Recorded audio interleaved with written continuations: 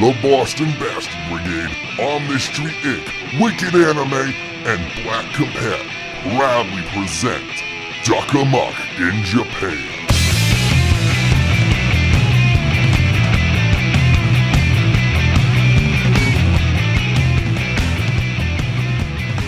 Bastards and wenches, welcome to episode 50 of Duck Amuck in Japan. I am your king baby duck, Evan Borgo, Mr. Ikebukuro. Thank you as always for tuning in, and joining us as always is the hard man with harder opinions, the king of all cat girls, and just a sweet, swell guy himself, AFLM. Oh, hello. I forgot the third thing we call you sometimes. The writer of Solarian Sun. Yeah, The writer of Solarian Sun. Yes. His job. Yes, your job.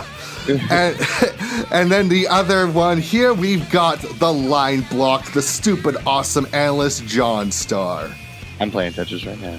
Yes, you are playing Tetris right now. And guys, how was your Thanksgiving? Good. Fantastic.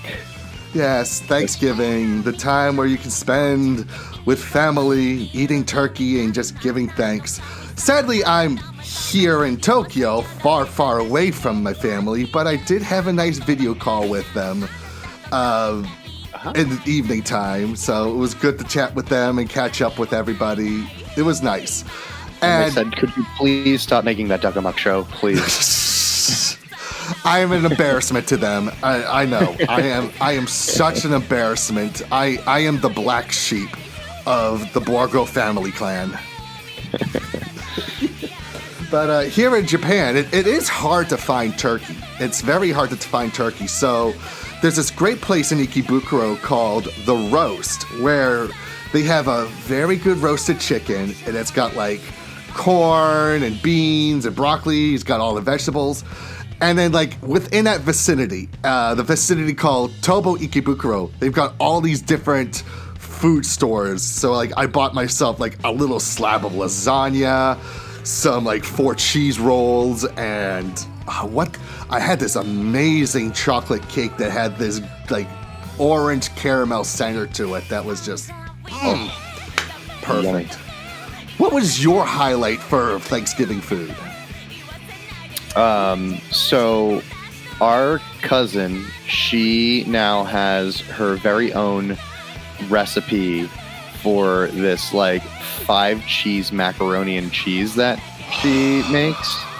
And she bought this $8 like cheese grater crank thing, and she didn't have to grate the cheese by hand anymore. And she was like in love with that. That was a great meal, like the mac and cheese on its own. But I took my aunt's homemade sweet potato rolls and I dug out the center of it and put her mac and cheese inside and filled it like a Hot Pocket. And that was easily the best decision of my night. Can I tell you something? Better than pecan pie. I've been kind of doing something similar here in Japan. So like I've got my I got my air fryer. What I do is I buy bread rolls and like I slice it open, kind of like hollow out the rolls, and I stuff them with like pasta sauce, cheese, and prosciutto, and I put it in there for 6 minutes, and they're nice and toasty and crunchy. Man, but yeah. That 5 cheese mac and cheese, though, dude. That's not too much cheese, right? We had that discussion last time. It does not hit the too much cheese o-meter on this show by any means. No, okay. Good. What was your highlight? I know you are the same family, Andrew, but is your pick for best food the same as JonStar's? Best food? I don't know. So, like, the funny part is like, when it comes to Thanksgiving food, I'm not like a massive fan of it, but we had some really good food this year. I was really upset that the Brussels sprouts weren't there. Yeah. Because our cousin makes some banger Brussels sprouts, and I love some Brussels sprouts. You must be the only person on the planet, because whenever you hear Brussels sprouts, you just think of that ew kind of feeling. Yeah, Brussels sprouts are dope. But we have another aunt that makes stuffing muffins, or just a stuffing muffin. Yeah. and they're cooked with like big chunks of vegetable in them. So like onions and basils and like any kind of seasonings and the cuts of the bread for the stuffing are big square chunks. So those are really flavorful and tasty just from the natural seasoning of like the basils and basil leaves and the onions, and they're so good. Yeah. Danny's sweet potato or squash rolls or whatever they are. They're just because I hate squash. I hate anything that's a gourd, anything that's same. like yam. I hate squash too. Nasty. Yeah, but butternut squash. Rolls, why do you people like butternut squash? It's stuff. That's gross. But these rolls are so soft, and the squash makes them so moist that you could probably leave them out, and like they'll never get stale. They're so soft, and they're just so tasty that way. So that alone, by making me like something squash or sweet potato, it's like, oh heck yeah. Like, that's great. So nice. Those rolls are killer. Yeah, we got some good stuff. The turkey was really moist this year too. That's the magic word, moist. It is, because turkey is one of the driest and most flavorless bird meats. Yes. You've been talking about sweet potato, and over here in Japan. So I forget. Does America have a coffee drink brand known as Craft Boss? I don't think so. I've never heard of Craft Boss. Craft Boss. Okay. I'm noticing it's a Suntory brand, so probably not. So Craft Boss right now for this season has a sweet potato flavored coffee. And it's my new addiction. It is so... It's like, it has no right to be as good as it is. Is it like... It's like an actual sweet potato, not like a taru? Because like I know that Japan is all about that taru. Yeah, it's like a Japanese sweet potato. Yeah. Yeah. It's good. I remember when I actually came here to Japan in my first year, Starbucks had a sweet potato frap. And again, it was like, that was one of those things that shouldn't be as good as it is. That sweetness. I just want to throw this in there because it's a good drink, and if you're visiting Japan anytime soon, definitely try to find it. It is delicious. Nice. So, with Thanksgiving over, you know what that means. We are now legally allowed to play Christmas music. It's true. Yes, so I figured, you know what? I feel like we should be playing just a little Christmas song for everybody to enjoy. I think I know. A little Christmas holiday. Do you know this song? Yes. Yes, I do. Of course yes. The greatest Christmas song ever, the greatest holiday song. I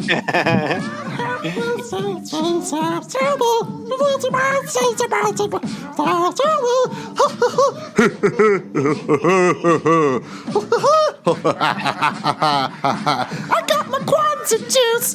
I got my itsy bitsy Kwanzaa juice. I got it every night before I go to bed. It's my Kwanzaa juice.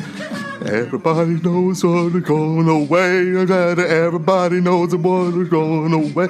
Everybody knows what is going away. Everybody knows what's going away.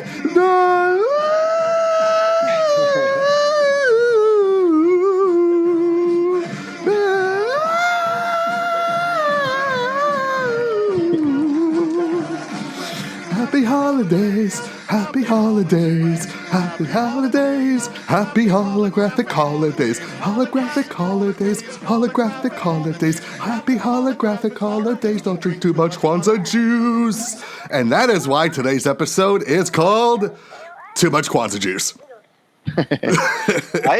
Dude, it's been ages since I've listened to Kwanzaa juice. Like that's almost left my lexicon, and now I'm so happy that it's returned because I almost totally forgot about that. Yeah, Kwanzaa juice is great. Kwanzaa juice is fantastic. It's so good. It is exactly what everyone thinks it is.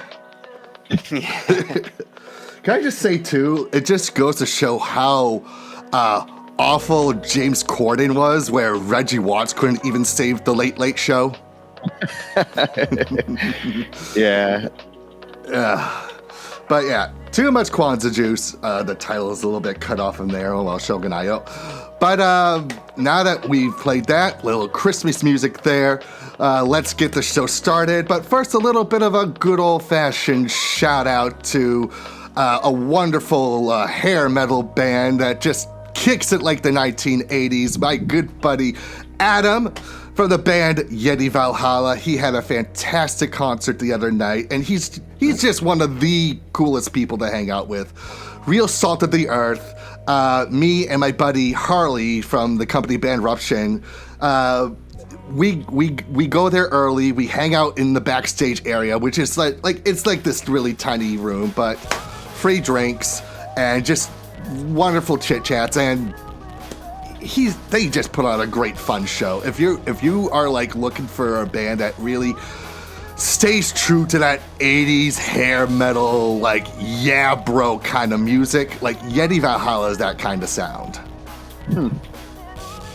So very cool. So Adam, thank you again. You're one of the nicest people out there, and yep, just please, I'm doing my best to spread the word of Yeti Valhalla. Now on this more subject of music, one of my favorite country singers out there has just unleashed a brand new EP, Mr.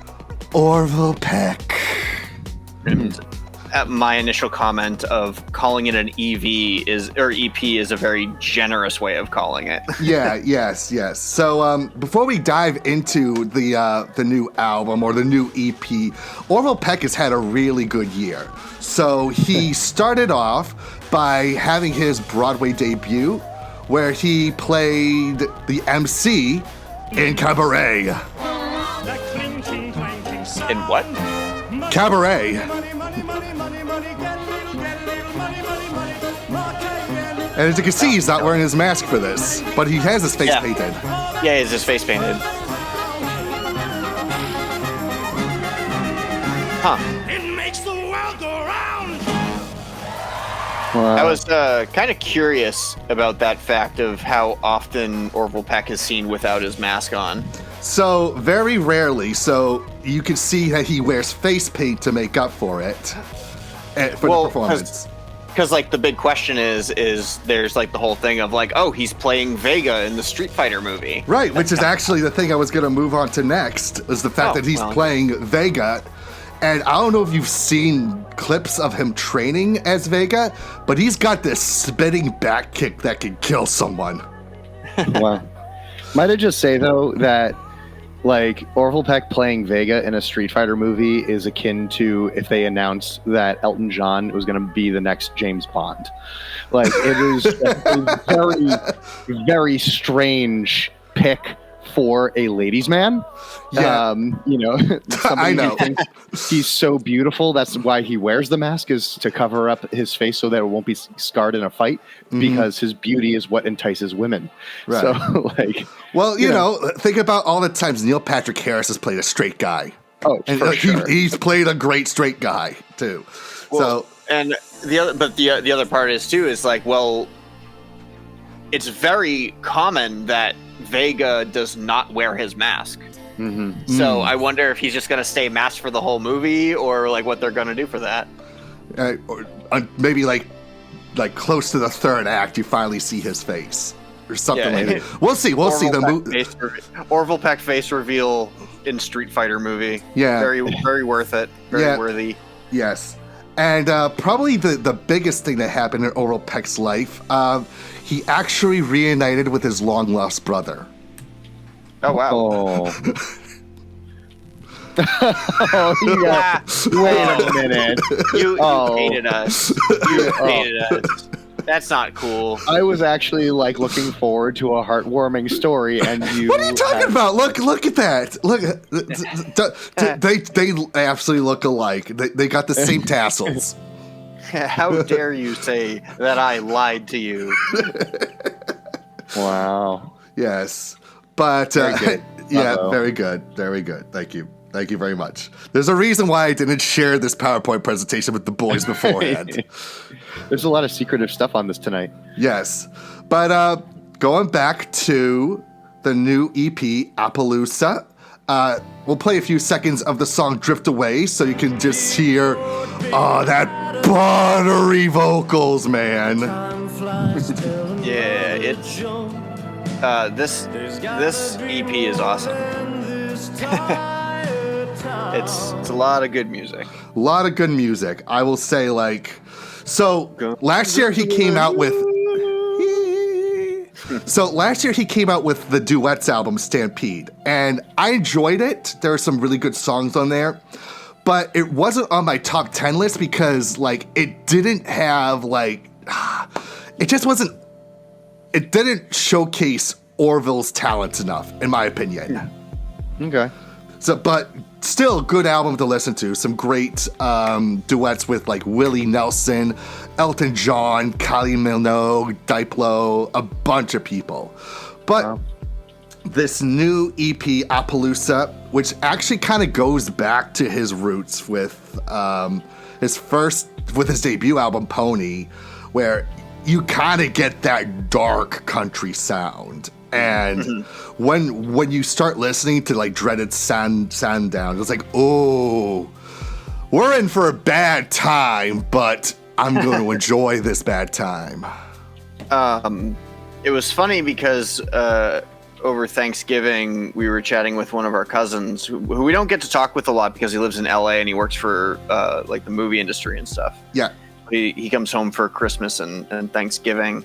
And found out that he's a huge Orville Peck fan. Really? So we were like chatting about Orville Peck and the new EP at Thanksgiving. And I was like, wow, this is weird. I didn't expect to hear anybody else talking about him. Not on my bingo card. Yeah.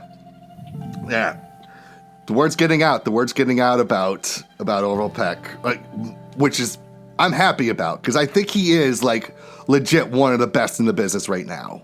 And like these 7 songs really demonstrate why he is. One of the things that I thought was really weird is because I mean I've been listening to Orville Peck since you introduced me to him, and I like his music. And one of the things that really kind of intrigued me that I never really thought of when I went and I read some of his bio, it says that he mixes a lot of that country western dark country with shoegaze, and I was like, shoegaze was not on like my list of things that I would say that he plays, but it's such an interesting way to describe his music. There's a song from Pony that where that is a good example. I think it's Buffalo Run. Let me check the name of it. Orville Pony. Yeah, Buffalo Run. That's a song where you can absolutely hear the shoegaze influence on. But yeah, like he mixes the dark country, shoegaze, and a little bit of that classic 70s country pop, that the Dolly Parton and the Kenny Rogers kind. And of course, everybody makes the comparison of his vocals to that of Roy Orbison, which, especially when he hits the high notes. Well, you know what I said? Yeah. Actually, as I was listening to this, especially on, I forget the name of it, but it was the 4th track. Oh, maybe this time. Album. Maybe this time. Maybe this time. It's an Elvis Presley song. Like, I think that, like, Orville Peck reminds me the most of Elvis Presley. Okay. And I get that. Yeah, and like, just that vibe of, how he presents himself. How he croons. Yeah, it's just, I think that it's very Elvis Presley-like. Yeah, and the interesting thing about Maybe This Time is that song is also in Cabaret, but it's the song that Sally Bowles sings when she's trying to decide whether or not to have a baby or to get rid of it. It's a really sad song, and it's about like, maybe this time I found the right man, and like she's stuck between finding love or her job, her career. And it's a heartbreaking song when you really deeper into it. We talked about Drift Away. My only complaint on this EP is, so "Oh My Days" is a very good song, but how it opens reminded me a little bit too much of the song Iris by Goo Goo Dolls. It kind of had that, well, I don't know what the world to see me, but I don't think that they'd understand. Interesting. It had the same kind of melody, but once it got away from that, it became a better song. My Side of the Mountain, another strong.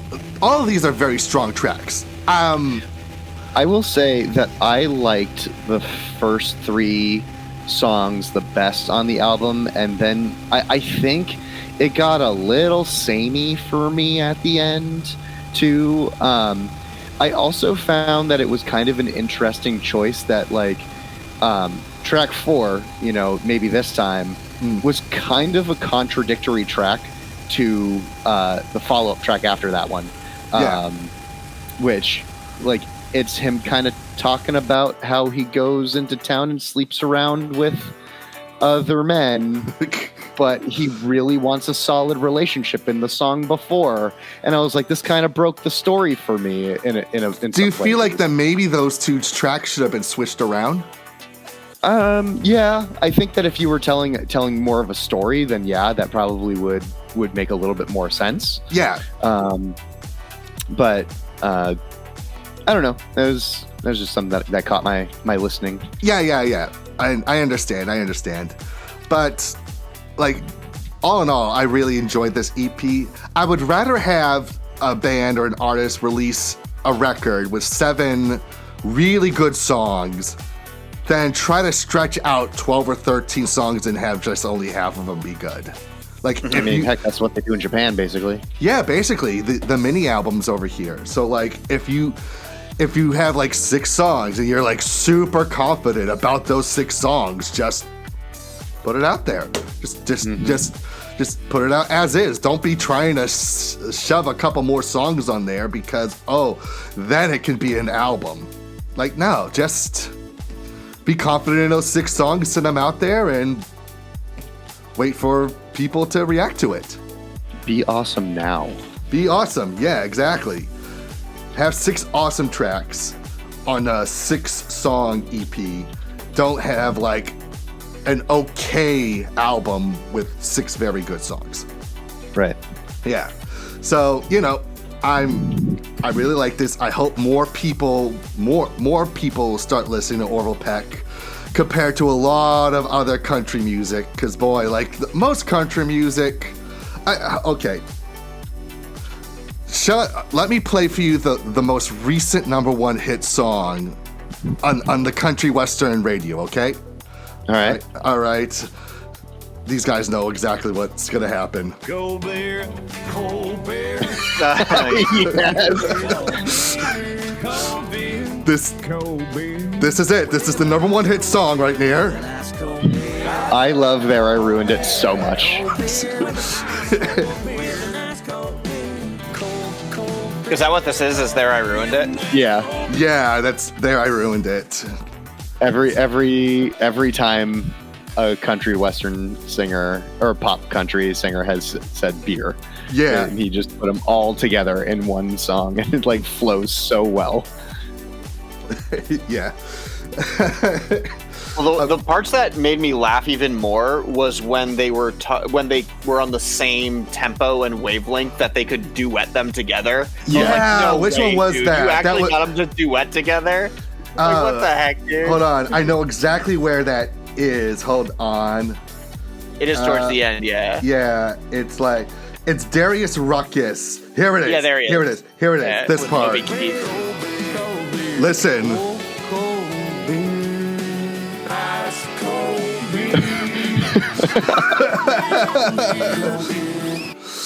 Darius Ruckus and Toby Keith just sang the exact same line in the exact same way. That is so funny. Yeah. So let's have less of this and more of Orville Peck, please, and thank you. All right, so let's dive into one of our big discussions for today's episode. Variety recently released a new list of the greatest comedy movies ever made. So this is the top 10. They made a top 100. This is the top 10. Starting at number 10 is Groundhog Day, which, okay, good comedy. I wouldn't say Harold Ramis's strongest movie, but... No, but it's good. It's good. Number 9, Young Frankenstein. That is a strong contender. There is a lot of funny stuff in that. One of Mel Brooks' best films. Pretty slow movie, though. Pretty slow movie, yes. But Peter Boyle is a genius in it. Yes, of course. And Gene Hackman is the blind man. I mean, that is one of the greatest cameos of all time. Yeah, right. Number 8, I don't get. How is Fargo a comedy? I mean, I know Fargo is a comedy. Yeah. Fargo is one of my favorites. Okay. It is good. I do agree that it is a very good comedy. Expecting to see a Coen brother movie on the list of best comedies of all time? Not really. Okay. But yeah. All right. Number 7, the Marx Brothers Duck Soup. Any Marx Brothers movie is funny. I've actually been rewatching those and the Three Stooges movies as of late. Sick. All the shorts for the Three Stooges are all on Amazon to watch for free. So I've been watching that. Oh, so good. Number 6, Monty Python and the Holy Grail. Very much a game changer when it came to comedy, honestly. Yeah. People still quote it to this very day. Absolutely. Waiting for Guffman. Have either of you seen this movie? It is one of the Christopher Guest movies that we have not seen. Okay, Correct. Yeah. And I'm surprised that that's on there and not This Is Spinal Tap, which I think it's either that or Best in Show that I would say is the strongest Christopher Guest movie. Those are absolutely my top 2 as well. Dude, it has to be Spinal Tap. Spinal Tap is unbeatable. Okay. All right, so number 4, Great Dictator, the movie with Charlie Chaplin. Very good movie. Interesting. Very, very strong film. I would have chosen The Kid out of all of the stuff, but I can kind of understand why The Great Dictator was put in there, especially with the message that it tells. But when I think of comedies, I think more of what's going to make me laugh the longest and the hardest throughout. Annie Hall, I would say that's my second favorite Woody Allen film. I'm actually a sucker for the movie Small Time Crooks. Okay. But I do understand why Annie Hall is on this list. Some Like It Hot, very, very good comedy, very strong. And then number 1, they put The Naked Gun from the Files of Police Squad. Which is great, but I think the reason why that one is on there is because in order for all of the follow-up comedy films of that screwball genre to run, this movie walked. Yeah, I could kind of understand that. But, so that got me thinking, for all of us here, for the 3 of us, what would we define as the greatest comedy movies ever made? Which is why we are introducing a brand new segment called Defend Your 10. Now, there are 2 variations of Defend Your 10. There is the top 10 list, and there is also things that you would think of as the greatest of all time, stuff that is flawless, whether it's a movie, an album, anime, or a video game, a book. What you would define as your 10, and then you going on to defend why you think it's the best. And we should also go into the segment noting that none of us know what each other picked. Yes. Yeah. All right. We kept it secret from each other. Okay, so we're going to dive into this right now. This is the top 10, our opinion, greatest comedies. So should we do so here we are at number 10. I'm going to highlight mine. Yeah, delete them. Okay. Can I do... Let's see. I'm hoping that if I do this, it doesn't delete them. It just deletes the front. No, you should. I think it just deletes the shapes. Okay. All right. Ready? Here Ready. are our number 10s. 3, 2, 1, Oh, okay. Oh, interesting. Interesting. So my pick for number 10 is Clerks.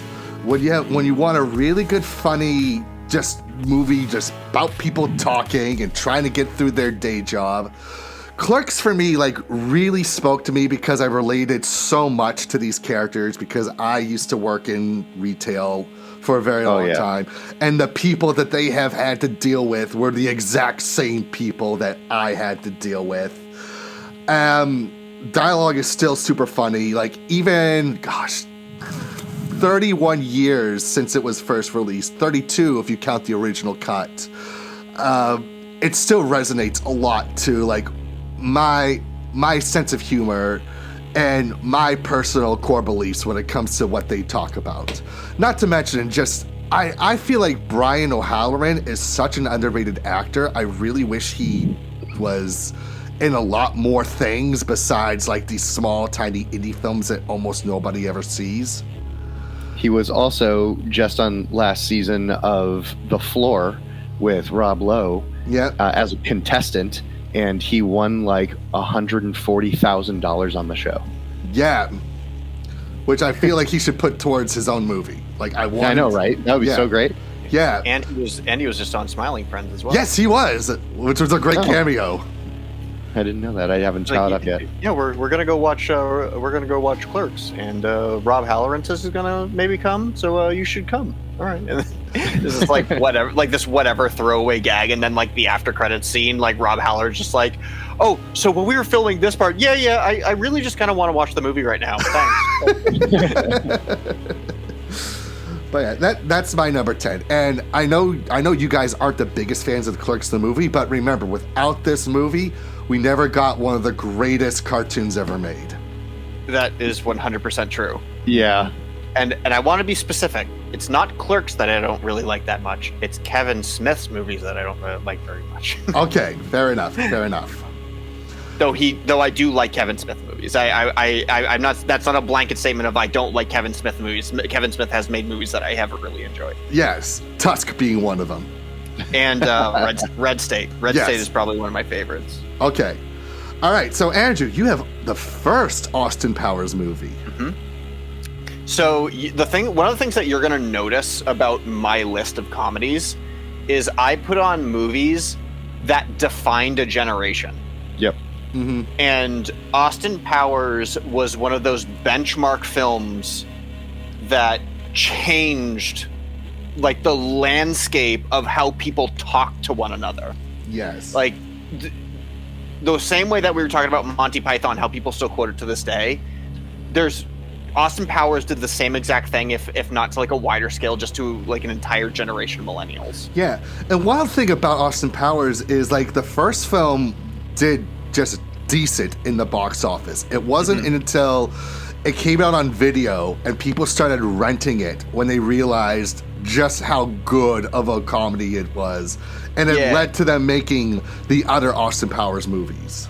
Yeah, and honestly, I really like The Spy Who Shagged Me. Yeah, but that is my favorite of the three. In my opinion, Spy Who Shagged Me is like one of those films where it's like every 10 seconds there's a great joke. Yeah, but I've seen the first Austin Powers the most. Okay. And that opening gag when they unfreeze him and he's like delirious and he pees for like 15 minutes. It's just like, dude, this is so dang funny, you know, and you know, the whole gag of like, that's not a woman, baby, and it's like, it's a man, and like clearly changes from a woman to like a man, and then he like punches Basil's mother. It's like, it's a man, and it's like Basil's mother. It's like, oh, it's so good. But then you also have the gags of where he's trying to reverse the cart in Dr. Evil's lair, and he's just like touching between the walls. And then you have the part with Michael McDonald as a security guard. Yes, the steamroller scene. The steamroller scene is like one of the funniest things ever. You know, like, oh, just the... No! But that's just it. It's a stupid gag. but they didn't have to explain to you why it was funny. Your brain understands, oh, he has enough time to get away, but they're lampooning the guy who gets run over because the thing is too close and they can't stop. But for some reason, and like your brain goes through this whole process, which is why we laugh. Laughter is an occurrence of spasms in your body because your brain does not understand why things are happening. Therefore, laughter comes out, and it is perfect. I love Austin Powers. Austin Powers. That is my number 10 generational defining movie. All right, and now, okay, I find this pick interesting, JonStar, Nacho Libre, because out of all of the films by Jared Hess. Jared Hess, yeah. And I got to be honest, like I found it interesting that it ended up on my list too in the long run, because I should have probably put Napoleon Dynamite on there. I probably could have put Gentleman Broncos on there as well, because that movie is brilliant. And like, again, Sam Rockwell knocks it out of the park in that one. Mm-hmm. But like Nacho Libre, I think, like, I was thinking about all the laughs, and like maybe there's one or two too many fart jokes in the movie or something that were put in post-production. But man, if Jared Hess does not shine in his chance to show off what he can do with a larger budget, that's not Minecraft.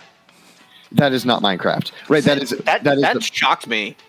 Yeah. That was a Jared Hess film. I was like, I have to see this by principle.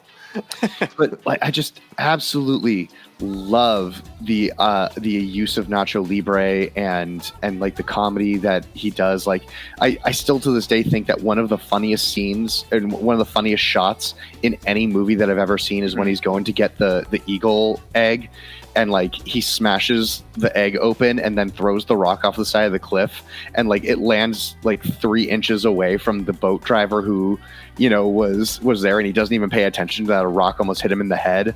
Yeah, like, it's one of those wide angle full volume shots that is basically only used for comedy. I think Jared Hess just has this way of making the driest of dry humor, even more so than like Wes Anderson. Okay, like, he's got this dry sense of humor that really hits when he's on point and doing his own thing too. Mm-hmm. So he's also a master at casting. Yeah. Right. Okay. His friends. He's a master of casting. All right. So those are our number 10s. All right. Let's go to number 9. Ready? 3, 2, 1, and okay. All right. Nice. Oh, the Nice Guys. Oh, that is. Oh. These are good picks. These are good picks. Wow. Mm-hmm. So when I think of when I think of like remakes that surpass the original, because I found the Jerry Lewis version of The Nutty Professor okay. Eddie Murphy's version of The Nutty Professor, just again another movie that just really just one laugh after another. This is one of those movies where like I could just put on a clip from this film and I will laugh at it. Like, I know you were just saying too many fart jokes in Nacho Libre, but I'm sorry. The very first dinner table scene with the clumps. I put that on whenever I have a bad day because that just continuously makes me laugh. Not just for the farts, but just for the conversations that everybody's having. Like, because it's undeniably funny. Like, it's so great. Yeah. And it is, I think, one of the very few movies on my list here where it actually has a very decent, like, moral and lesson. Yeah. In it, where it's like, just embrace who you are and love yourself for who you are. Because if you try to change yourself, you're not only will you not be happy, but people around you aren't going to be happy. Yeah. Not to mention just some of the best makeup work, because Eddie Murphy plays so many characters in this. I mean, I didn't know until the credits where he played the Richard Simmons character, and like I could not tell for a second that was Eddie Murphy. Oh, I don't even The Richard Simmons character? Because Richard Simmons is actually in it. No, right? that's not him. That's Eddie Murphy as like a Richard Simmons like character. What? Really? Yes. Oh, I didn't know that. I thought it was Richard Simmons. Nope, that was not Richard. See, this is what I'm talking about. That's how good the makeup in this movie was. Yeah. And I was actually like trying to decide whether or not to put this or Coming to America on there, because again, that's a super funny film. No, definitely this. Definitely Nutty Professor. Yeah, Nutty Professor. Like I said, I'm going for movies that are just laugh out loud funny from start to finish, and the Nutty Professor does a great job with this. Yeah, so that's my number 9. So, Andrew, you've got The Nice Guys. Yeah, so for anybody who hasn't seen The Nice Guys, because this one kind of flew under the radar, but it is definitively one of the funniest movies I have ever seen in my life. Well, there's a reason, too, that, like, it, for our list anyways. Yeah. And this is probably one of Ryan Gosling's It's my favorite Ryan Gosling movie, by far. Yeah, and Really? Even more so than Drive?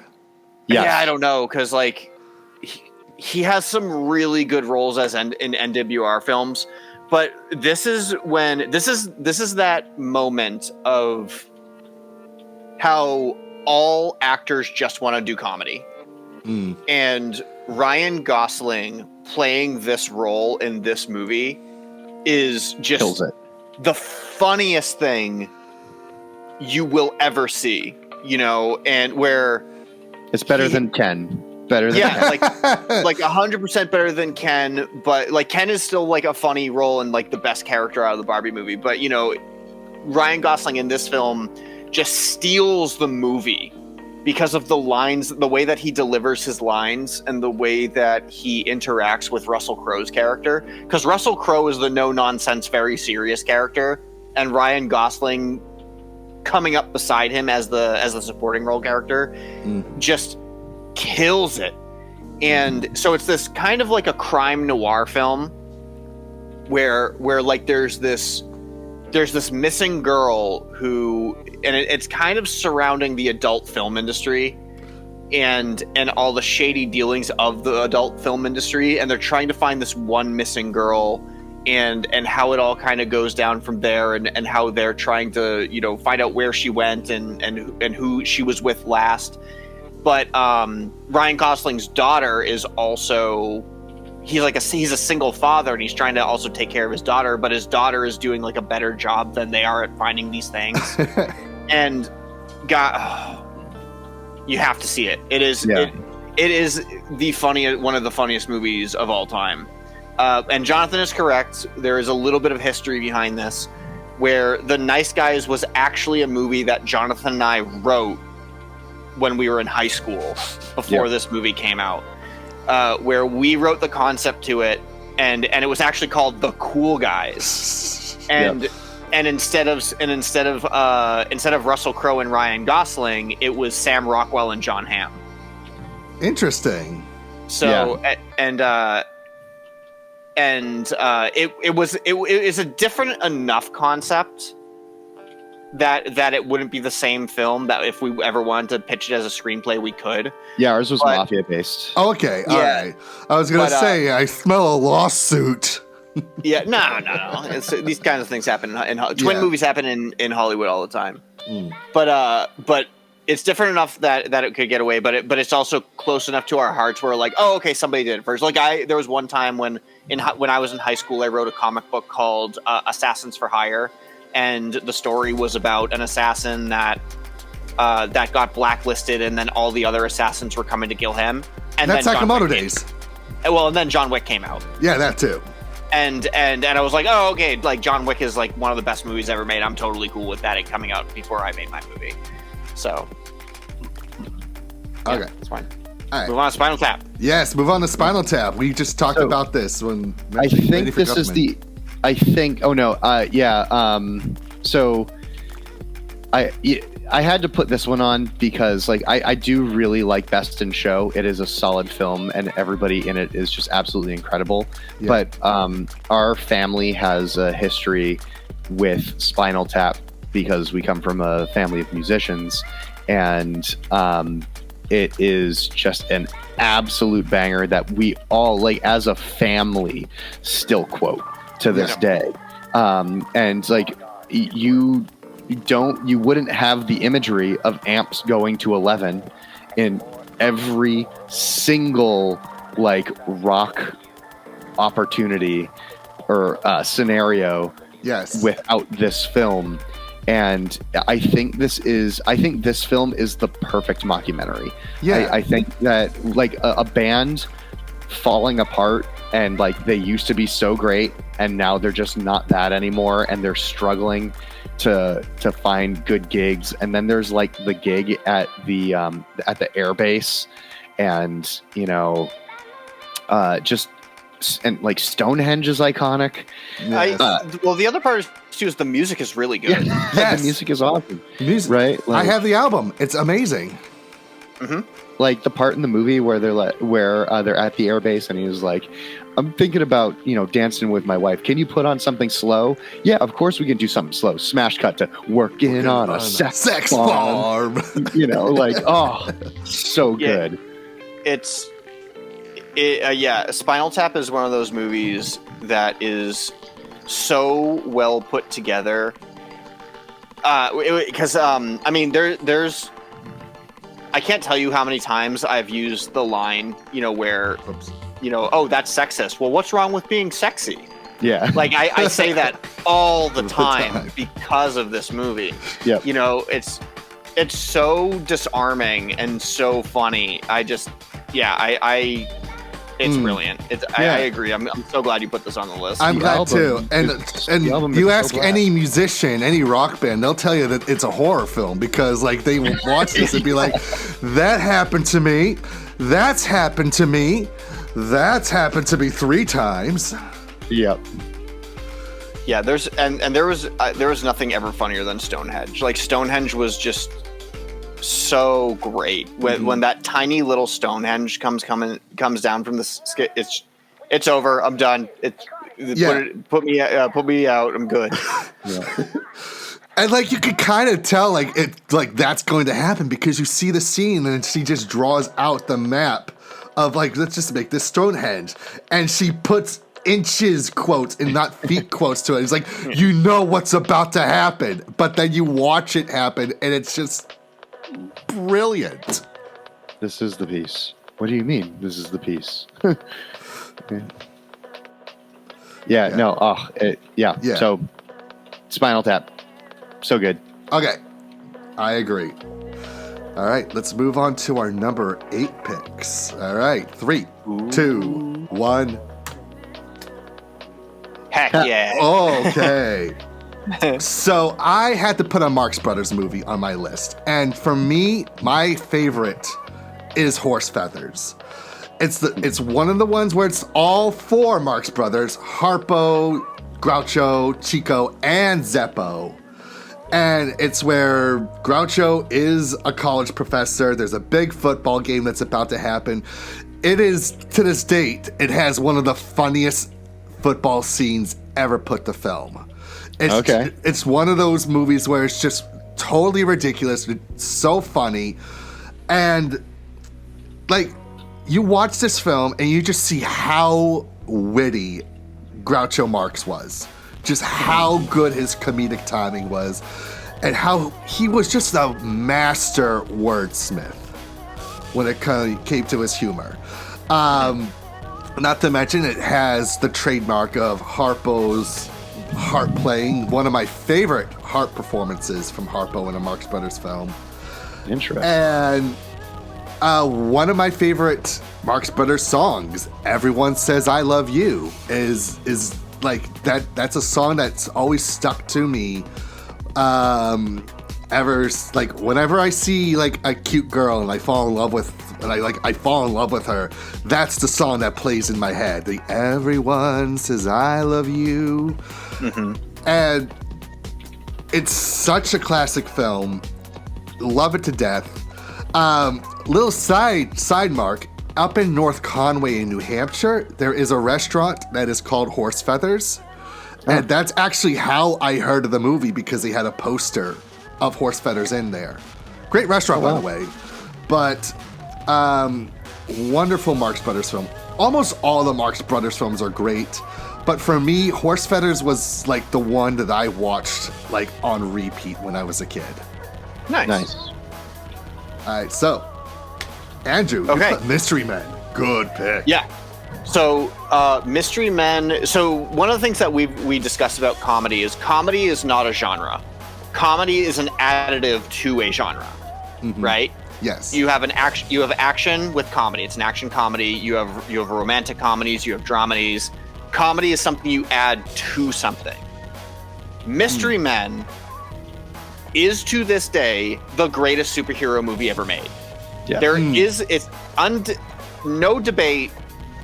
There is no better superhero movie than Mystery Men. Marvel one of the best casts too, by the way. One of the best casts. Marvel can't touch it. It's a killer movie.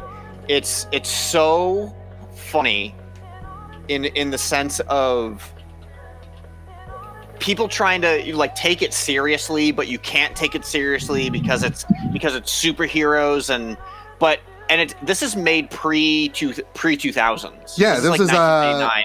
1999. Yeah, and they built sets for it. There's incredible CGI. Like the CGI for 1999 is really good, and the fact that they kind of made this Gotham City-esque, like it's a Tim Burton Gotham City that they've made. Yeah. In Champion City. They make Champion City, and it's like this crime-ridden place where there's vigilante superheroes, and that's just kind of a thing they have, and everybody's trying to be a superhero, but Captain Amazing is the best superhero, and he's owned by all these organizations and sponsors. And one of the best villains of all time. There's never been a villain with a greater name than Casanova Frankenstein. Like, yes, absolutely, like Jeffrey Rush. Brilliant. Yes, Rush. It is so good. I mean, if you haven't seen Mystery Men, like, what do you? If can I tell you, like, the part that makes me laugh the hardest is the scene where they let Casanova Frankenstein out of jail, and because you see him Captain Amazing reading the letter from Captain Amazing, and it's just his grocery shopping list, and it's and that's so like good. What's so. Like in William H. Macy's character, the shoveler, doesn't believe that Lance Bennings is. He's just like, Ben Stiller's just like, Lance Bennings is Captain Amazing. Oh, don't start that again. Lance Bennings wears glasses. How could Captain Amazing see if he doesn't wear his glasses? You know, it's like, oh, it's such a good joke. Yeah, it is such a good joke. So Mystery Men is a great comedy film. But Lampoon with Tom Waits. Yeah, Tom Waits. One of the best cameos. Tom Waits. Yeah. And Michael Bay is in that movie. Michael Bay has a cameo in that movie. The fact that we have Paul Rubens in this film as one of the main characters, like, dude, it's a perfect film. Yeah. It is so great. And this movie also has a fart joke or two here and there. Well, that's because of Paul Rubens' character. That's his. Yeah. That's his superpower. And can I also point out that everybody may or may not think Shrek when they hear this song, but it is not Shrek. It is indeed Mystery Men, which is All Star by Smash Mouth. Yep, that's where it originated from. Yes, because if you watch the music video is played to Mystery Men, and the Mystery Men are in the music video, and because they thought that this movie was going to sell like crazy into this new franchise, and it bombed. Yeah, it bombed so hard because I think it got released on a weekend of something else that got released that was more popular. Yeah, and it was just a terrible release weekend for it, and it did really poorly. But I remember there was tons of advertising for it. So the amount of money that they spent on advertising, the amount of money they spent for Smash Mouth to make that music video for this, the amount of time, so everybody kind of associates, All Star with Shrek, but it's like, no, it was made for Mystery Men. Yeah, and might I just say, and Andrew, you and I saw it in theaters twice. Yep. Yep. Once with our dad, once with our mom, and we loved it both times. And yeah, we're just like, this is the greatest thing I've ever seen. Yeah, this is amazing. I saw it with my dad in the movie theater, and just like the final scene with Captain Amazing, like still sticks with me because I did not expect them to go that route. No, yeah, you can't explain that away. You can't ruin that part. That's like one of the greatest. If you want to hear something really incredible about this film, there's an old episode of Nerdy Show where they brought on the writer of Flaming Carrot Comics, which is where the Mystery Men originated from. Talk about how much he hates this film because they ruined his original script. And the original script had them killing Captain Amazing on purpose. And it was an R-rated film, but they made it PG-13 after they scored All-Star from Smash Mouth. Which is weird because at the time Smash Mouth was still like doing like parental advisory albums. Right. Not until Astro Lounge, basically, right? Yes. But they like, if you listen to the way that he just craps on this movie and how much he hates Mystery Men, you're like, man, that's really a shame because I love this movie so much and you should appreciate how much like work was put into this movie. But he is also a creator who saw his original work get torn apart because they wanted to make it more kid friendly, which is kind of wild. Yeah, it's what happened with Ralph Bakshi in Cool World. Like, he wanted to make an R-rated film about this half-man, half-cartoon character. And when he got onto the set and he was handed his script, he's like, this isn't my movie. What the hell? Well, and the other part I think is I think it would have done kind of a disservice for Mystery Men to be rated R because of, one, how good the result is. You can tell that there's things that are cut apart. And you know, having Eddie Izzard, the character that he is, like, he probably is more geared towards a rated R character. But I think it's so silly in general that it doesn't need any kind of content in it to make it rated R. Like, it doesn't need to be rated R. Yeah. Especially if you want to get that Batman crowd and the, you know, whatever. I don't know what I'm talking about, but but it just I think it's also because I'm coming from a point of superhero fatigue. Oh, sure. Yes. Where like the whole anti-hero and dark villainy, but like, they're bad, but they're the superheroes and they're the good guys. Like, I hate that now. There's nothing good about that. Make the good guys good, make the bad guys bad. You know, and I think Mystery Men does that really well. I think the good guys are great good guys, and not to mention stupid, but they're not bad. Stupid, but they're not bad, and Mystery Men is very much worth it. We got to move on, but that I think that very much deserves that spot. Yeah. And now we move on to one of the classics, JonStar. Mine's really short. I mean, like, you can't deny that, you know, this movie, like The Holy Grail, as much as I think that The Holy Grail is not the best work of the Pythons, it is by far the best gateway movie into British humor and the rest of Monty Python stuff. And everybody knows it. Literally everybody knows Monty Python and The Holy Grail. It has some of the most iconic lines. It has some of the most brilliant writing, and it's a broken film. It's not finished, but everybody loves it. Yep. And the Pink two Floyd, Led Zeppelin, all these bands actually funded this movie because they wanted to see it happen. Wow. And you're right, it's unfinished. It wasn't until they came out with there was a Monty Python and the Holy Grail point-and-click adventure game that came out back in the late 90s, where they actually showed an animated version of the original ending with King Brian the Wild. But having said that, the way that Holy Grail actually ends in the movie is such a classic whiplash that you never expect it. It's very British. Yeah. It's very British. It is very British, and it is actually kind of a way that you would expect Monty Python to end a movie. Yeah, pretty much. And it would lead on, of course, to Monty Python's Spam-A-Lot, which I went to see that opening week on Broadway. And Tim Curry as King Arthur, David Hyde Pierce as Sir Robin, Hank Azaria as Sir Lancelot. Dang, dude. Goodness. Man, I will say this. It is sometimes hard to go back and watch Monty Python and the Holy Grail after you see Monty Python's Spam-A-Lot because it's so different actually watching it happen live on stage compared to watching it in a movie.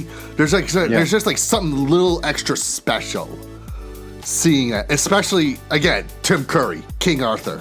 What a perfect cast. Say no more. Crazy. Yeah, But like, also you have to think of the happy accidents that led to such a great Python-esque movie as well.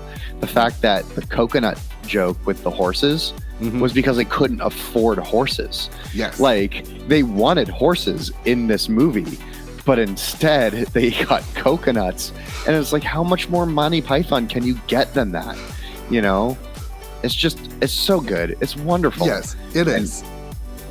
Yeah, and the Knights Who Say Ni will never get old. Like, being, you know, we are the keepers of the words Ni, you know, Pang Patang, and Wong. Wee Pong. And then, like, just the one night in, like, the off in the distance pops up. Wee Pong. You know, yes.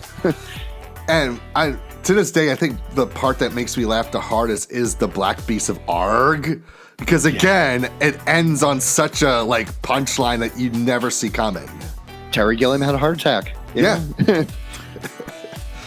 So yeah, good pick. Oh, yes. All right. Let's move on to number 7 on our list. 3, 2, 1. Wow. Wow. These are good. I will say I almost put. Oh, okay. I won't say anything else. But yeah, Hot Fuzz for me is one of those comedies where every time I watch it, I discover like 10 new jokes. Yes. I'm just going to say right now, I can't say anything about Hot Fuzz at the moment. Okay. It takes that buddy cop genre and just turns it on its head. Puts it upside down. Just taking this rough and tough cop, putting him into the nicest town in Britain where some of the darkest shit is happening underneath his nose. Not to mention just the jokes in this movie. I will say, nobody has a more funnier shocked face in the history of cinema than Simon Pegg watching the cast of Romeo and Juliet singing Love Me, Say That You Love Me. Yeah. That face is like the greatest of like, what the hell am I watching looks. Oh, yeah. So good. But the violence is so over the top. I have to say this. So like my mom is not, she does not like gory violence or anything like that. But I showed her the movie Hot Fuzz and she loved it. Like she's someone who can't stand watching like Game of Thrones, see someone beheaded in that. But for some reason, there's just something about Hot Fuzz and the gory violence in that movie where she can overlook it because of just how funny it's all framed. Yep, absolutely. Yeah, out of the whole Cornetto trilogy, Hot Fuzz, I think, is the film that... By far, the best one. By far the best one. And not to mention, and after this movie came out, you really didn't see any more of those buddy cop films. Like, this film kind of destroyed that sort of subgenre. Like, Hot Fuzz made the best buddy cop film while just openly mocking it at the same time. And he It's did actually it a love so letter well. to it. It's a love letter to it, really. It's a love letter to it, but like after you see this, it's like I can't top this, or like I have an idea for a movie, but like Hot Fuzz poked fun of it so badly, I don't think I can make it. Sort of a feeling. But honestly, just not to mention such a great cast, and you have who's the James Bond in? Timothy Dalton. Timothy Dalton. The best James Bond, you mean? The best James Bond. The best James Bond, and just he steals every scene in this film. Oh yeah, Mr. Skinner. Mr. Skinner. Oh my gosh, dude. Yeah, Hot Fuzz. Like I said, I can't say anything about this movie yet. Okay, all right. Wink. I wonder why. Yeah. Okay, so let's go to you, Andrew. Here, Top Secret. It's the best. It's the best screwball or parody film ever. Mm-hmm. It is. I think out of all of the one that Zucker made, Yeah. I don't think there's anything better than this. I mean, skeet shooting is so damn funny. Skeet surfing. Yes. Skeet surfing. Skeet surfing. Yeah, skeet surfing is so damn funny. And like this just has some of the best bits as far as it being, a World War II espionage film. And one, I just love Val Kilmer. I think I love Val Kilmer. He's great. I love his and being notoriously hard to work with, and yet he just is in the greatest films ever. Yes. And the fact that he's able to do a movie like this, which is just nonsense, utter nonsense, and when you can say the Nazis are so funny, like that's like what like that's just like a line that you don't hear very often for some reason, right? And you have that scene that they filmed the fight scene underwater. Best fight scene. Oh my gosh! Yes, best choreographed fight scene. It's one of the best choreographed history. fight scenes in history, and this is just something like I can't even hit every note that makes it funny. You just have to see it because it's so funny. Yeah, it's what makes the Naked Gun funny, but Val Kilmer doing it in a World War II espionage film. Yeah. So Can I ask you a question, Andrew? Do you know a little German? Why, yes, I have one right here. Yeah. But yeah, very good pick. And John, like, I'm glad you put this on your list. I'm very glad you put Ghostbusters. This one is special to me. Yes. So actually, before you start talking, Jonathan, I just want to let you know that I had to take off Ghostbusters from my list to put on another one. Same. Yeah. Same. Yep. Same. So Ghostbusters was on my list, and it is a very special movie. I had to take Blues Brothers off of my list for this one. Oh wow! Oh, yeah. So it's our dad's favorite movie, and I actually get emotional about it.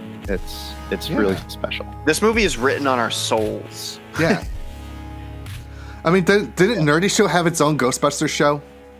Yep. Yeah. Yeah. Oh gosh, it was a role-playing show, and why can't I think about it? You're thinking about it. We're talking about it right now. But anyways, the problem with the new Ghostbusters films, especially like Ghostbusters Answer the Call, the one with that Kevin the female Paul version. Feig. Paul Yeah, Feig. the one that Paul Feig directed, and he said, "Just be silly like the other guys," and they like improvised every scene, and it doesn't work. Nah. Like the reason why Ghostbusters was so good was because the writing was solid, and every single line mattered. Like if you listen to every single spoken word in this movie, it has a purpose, and it is rock solid in what it's doing. It's not like four dudes just like goofing around in a scene. No, it is like a solid, absolutely solid script in every way, shape, and form. And the whole idea of Ghostbusters isn't the ghost busting. It's a group of guys that are making a business to like take advantage of people. Yep. It's like Peter Venkman is a cynical jerk who doesn't believe in any of this stuff, but thinks of it as like a good idea to like get chicks and take people's money away. Yes. because he thinks people are gullible enough. That's what Ghostbusters is.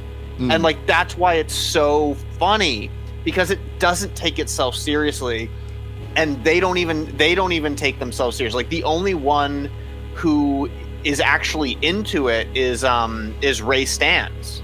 Yeah. Dan Aykroyd. You know? Yeah. And it's because a lot of people have 4 mortgages on their house. You know, like it's like because you think about it, and it's like Winston, like when Winston shows up, it's just like, I'll believe anything you want if you give me a paycheck, right? Like, Yes. and Egon's just weird, right? So it's so.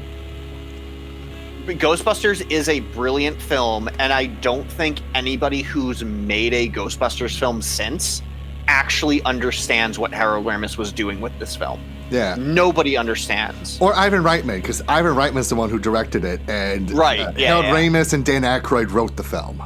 Yeah, and because like you have these new Ghostbusters films that are coming out later, and they don't, like, they're playing off like this old sappiness of like, oh, Ghostbusters was such a treasured whatever, and Egon's dead, so we have to make it sad, and it's like, no, it's a cynical film about capitalism.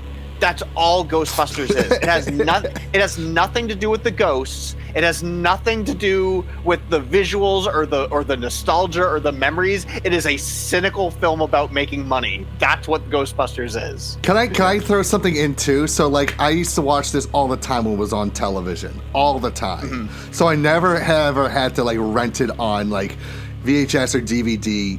A few years ago, I saw it pop up on Netflix. So I'm like, I'm in the mood to watch Ghostbusters. And I watch it, and for the first time ever, I see the scene where Dan Aykroyd gets a blowjob from a ghost. I'm like, this was allowed in a PG-13 movie? you don't. I actually think it's PG, right? No, Ghostbusters 2 was PG. The first Ghostbusters. You know what? Now you got me wondering. Because I think it's PG, because I don't think PG-13, because PG-13 only came out when Temple of Doom came out. When did Temple of Doom come out? I think it was the same year. Well, really? Yeah. Ghostbusters. Yes. I would be searching right now, but then we would be going to a different screen.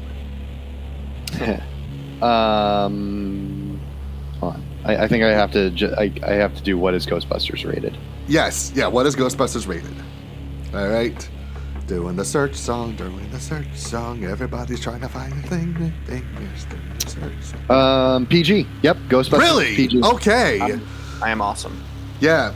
Well, then again, this was still in the era where you could have topless women in PG films too. So maybe that's not Airplane. Yeah. Airplane, Yellowbeard. Dude, there's a film. There's a P. What? Yeah, there's a lot of PG films in the '80s where there were topless scenes. Yes, but then Ronald Reagan had to ruin it for us. Damn you! Well, he got shirtless with that monkey. All right. Okay. Let's move on to number 6. Heck yeah! All right. 3, 2, 1. Ooh. Okay. Oh my good. goodness! I took I took the Lady Killers off of my list. This is the movie when I was texting you guys that I had to go in and change everything around, because I was taking the trash barrels out, and all of a sudden I just went like, I checked his carotid artery lump. Like he had like, and I was like, oh no, I have to add Lady Killers. So I had to bump Ghostbusters off to add Lady Killers. Yes. All right. So, with it being Thanksgiving, the absolute perfect Thanksgiving comedy, Planes, Trains, and Automobiles, two complete polar opposite people just getting closer and closer as more chaos happens around them. Dialogue is phenomenal. Just the pairing of Steve Martin, who Steve Martin has not aged in over 40 years, man. Like you watch Only Murders in the Building, he looks exactly the same as he did in Planes, Trains, and Automobiles. Can I just add? I just want to add right now that I'm so happy somebody put a John Candy film on the list. Yes. Yeah. Like I'm so upset that I could not put a John Candy film on the list that I'm glad somebody else did, because John Candy is one of my favorite comedic actors of all time. Yes. Can I say too, this is a film where I felt like John Candy should have won an Oscar for. Not just be nominated, but won. Because the scenes where he's talking about his wife, like right now, like I get goosebumps just thinking about like when he's talking like I like me, my wife likes me. Yes. And then you get to the end of the film and he's talking about his wife, and it's just like so good, dude. Like I'm trying not to tear up talking about. It is a funny film, and it is so heartbreaking. Yes, and it's so good. And this is what I love about John Candy films in general. Is John Candy, you feel this? I heard a critique from somebody one time, and I was like, I absolutely agree. Is you feel like John Candy is part of your family. Yes. And whenever you watch a movie, you know that John Candy, you feel like you feel like he's your Uncle Buck. Yes. You feel like, and it is he is so absurdly missed. Yes. In this day and age, that it's such a tragedy that we lost him. Yeah. Because of how good he is. Yeah, it's interesting how we got like two documentaries of people who we sorely missed and were just big parts of our lives. You had the I Like Me with John Candy, and then you had Pee-wee as himself, like two excellent documentaries that were able to just showcase why these two were just such important actors in our lifetime that brought us roles that like really just made us who we are today. Yeah. Oh yeah. But but going back to the comedy aspect, like just what happens to the car during like their trip trying to get home, that alone is just some of the funniest stuff. There's like this quick cutaway scene where like Steve Martin turns into a skeleton super quickly, a gag that you would see again in Home Alone, and then just John Candy dressed as Satan, laughing. It was like just how crazy they go with that gag. And then, of course, there's the rental car service scene. Like, this movie could have been just a PG film, but that scene where Steve Martin says "fuck" like 30 times in 1 minute. And what's great is we talk a lot about modern day movies or TV even, where we're just like, the swearing is so unnecessary. And you're absolutely right.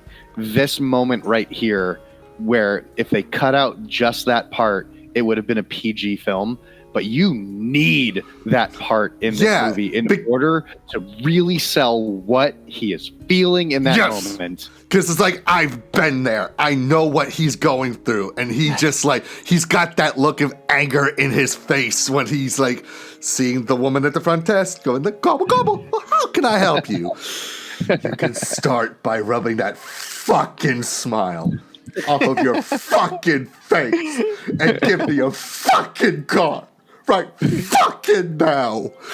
It's one of the greatest it's one of the greatest usages, I would argue, the greatest usage of the F word in cinematic history. Yeah. I would say. Besides the King's Speech. Besides the King's Speech, yes. Also the fact that it is probably the one and only Thanksgiving movies ever. Yeah, it is. It's the Thanksgiving movie. People need to make more Thanksgiving movies. They should. But yeah, Planes, Trains, and Automobiles, it's a classic, and I stand by what I say. John Candy should have gotten an Oscar for this movie. It's like, comedy does not get awarded by the Oscars, or like, it gets awarded by the Golden Globes, but not the big tier. John Candy should have walked away with his golden statue for this because he was just so perfect. It's just so relatable and just so heartbreaking and funny. Just, yeah. Yeah. Good call. Good call. Okay. Yeah, very good. All right. The Lady Killers. All right, so this is definitively my favorite Coen Brothers film. Yep. And one of the things that I love about that opinion is this is consistently one of the lowest rated Coen Brothers films. Really? Like whenever you see a list of like the best Coen Brothers films, this one's always near the bottom. But in my opinion, it is the funniest role Tom Hanks has ever played. But all the cast in general is perfect. Like, this is a small, cute movie where like this old lady, you know, is living in her house by herself because her husband died, and she has nothing to do but go to church and talk to the police officers about like the nuisances around the neighborhood. So when these guys come into her house to quote unquote rent a room and practice music in the basement, but it turns out they're bank robbers, and she has a dirt root cellar so they can get in and rob a casino. And she is like none the wiser, but is their foil the whole way through just because of her personality. And it is easily one of the funniest movies the Coen brothers have ever made, because of the casting choices and because of how Tom Hanks acts in it. Because this is one of those movies where you I love his southern accent in this movie so much. Like, well, and you don't see Tom Hanks in a lot of movies where, well, I do think Tom Hanks is a transformative actor where like you don't actually necessarily think it. Oh, look, I'm watching a Tom Hanks movie, right? Yeah, I think he's very good at that. But this movie, I often forget that it's Tom Hanks that I'm watching. You know, and J.K. Simmons' role in this is easily. I think I do. I can't remember. I don't know who I quote more from this movie, either J.K. Simmons or Tom Hanks' stuff. But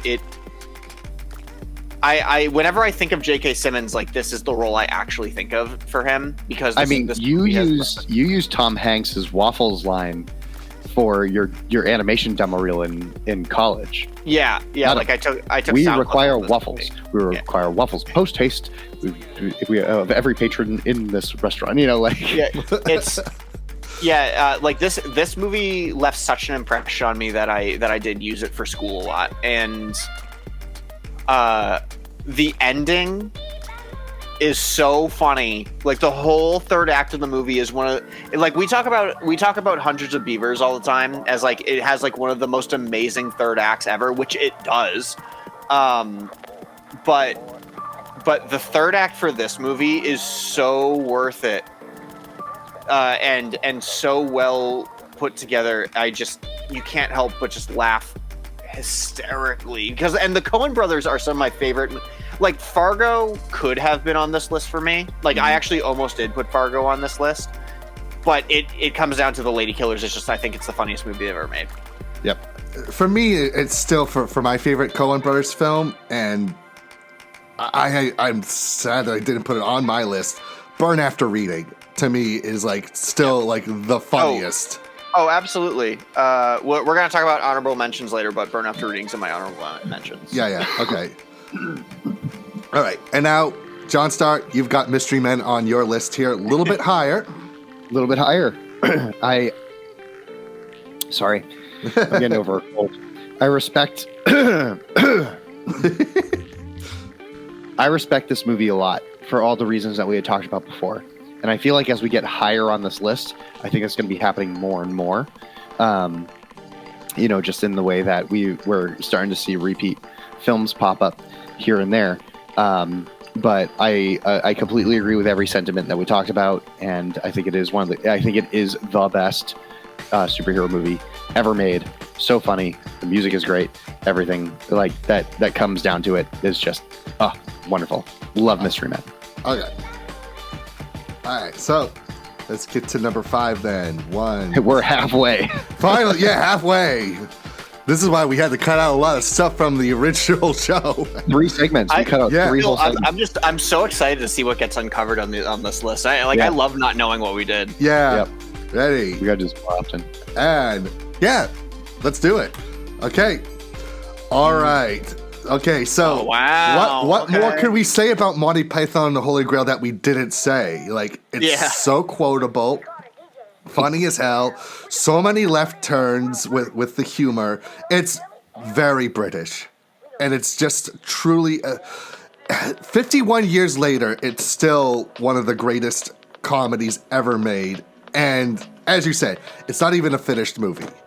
It's just yeah. We talked at length when you put it on your list, John. So what more can we say other than it's just a true classic? Yep. Now, talk about an amazing quotable film. Even to this day, Andrew, Napoleon Dynamite is still changed a generation. So funny. I'm going to say it again, just as I did for Austin Powers, defined an entire generation. Yeah. And this movie was so under-advertised. When Jonathan and I were growing up, we watched one trailer. We didn't watch one trailer. We saw one trailer for this movie. And the trailer for this movie had nothing to do with what was actually in the finished product. Mm-hmm. I don't know where that trailer is. And I don't know where it came from. But the Napoleon Dynamite teaser trailer that we saw, and it was the only thing that we ever saw advertised for it, was the one and done, and it's like kind of its own thing. And the movie that we went to go see, we were looking for a movie to go see with our dad that weekend, and we were looking at the paper listings, like the newspaper listings of what was in theaters, and because of that one trailer, we were like, oh my gosh, Napoleon Dynamite, that movie looked really funny from the trailer that we saw that we barely remembered seeing, and it changed our lives. Yeah. Because it was this movie that came out of nowhere. Nobody knew who Jared Hess was.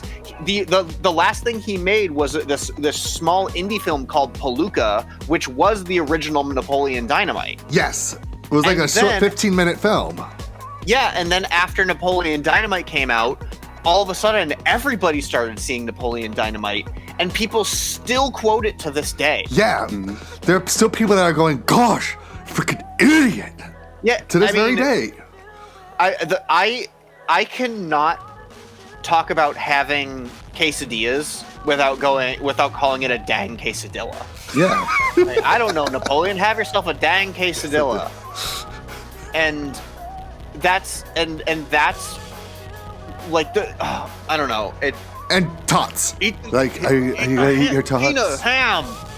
Eat the food. You know, Tina, you fat lard, get some dinner. It's so amazing. The one thing that I love about Jared Hess films, at least Jared Hess films that he does on his own, is he goes out into the middle of Utah nowhere and finds these weird people with these weird houses and these weird vehicles and just whatever, and just films them. You know, it's just like, you want to be in a movie? Yeah, okay, cool. You're from my small town. You're gonna be in my movie.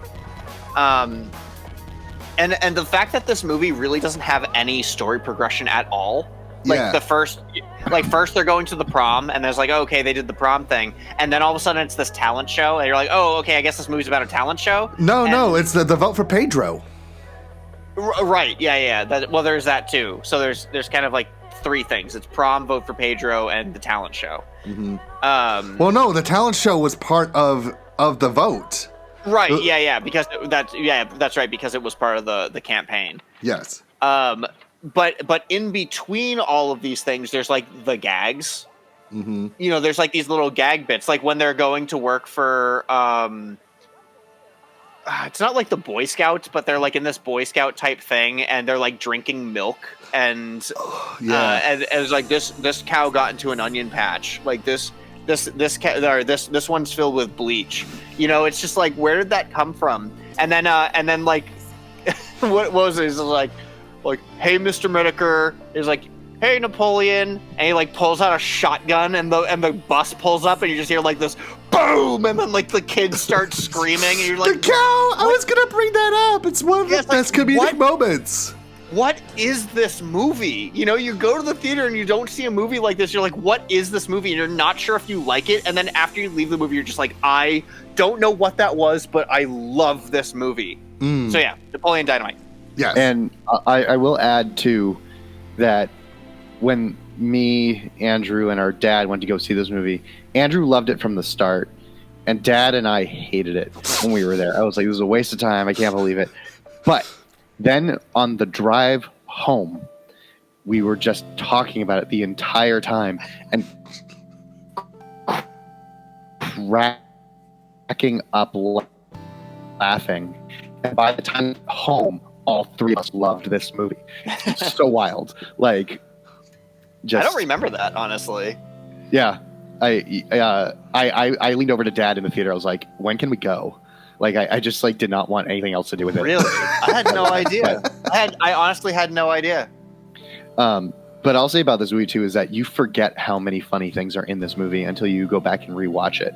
I rewatched it only a couple months ago, and the things that you forget are in this movie that are super brilliant are better than the things that you remember about it. Yeah. Dude, do you remember the scene where I think it is when they're at that thing with the cow drinking thing, and they're like eating their lunch, and like Napoleon like drinks the milk and he just like gags. He's like, and then they're like eating the sandwich, and the guy like points out to the field and he says something and nobody has any idea what he says. And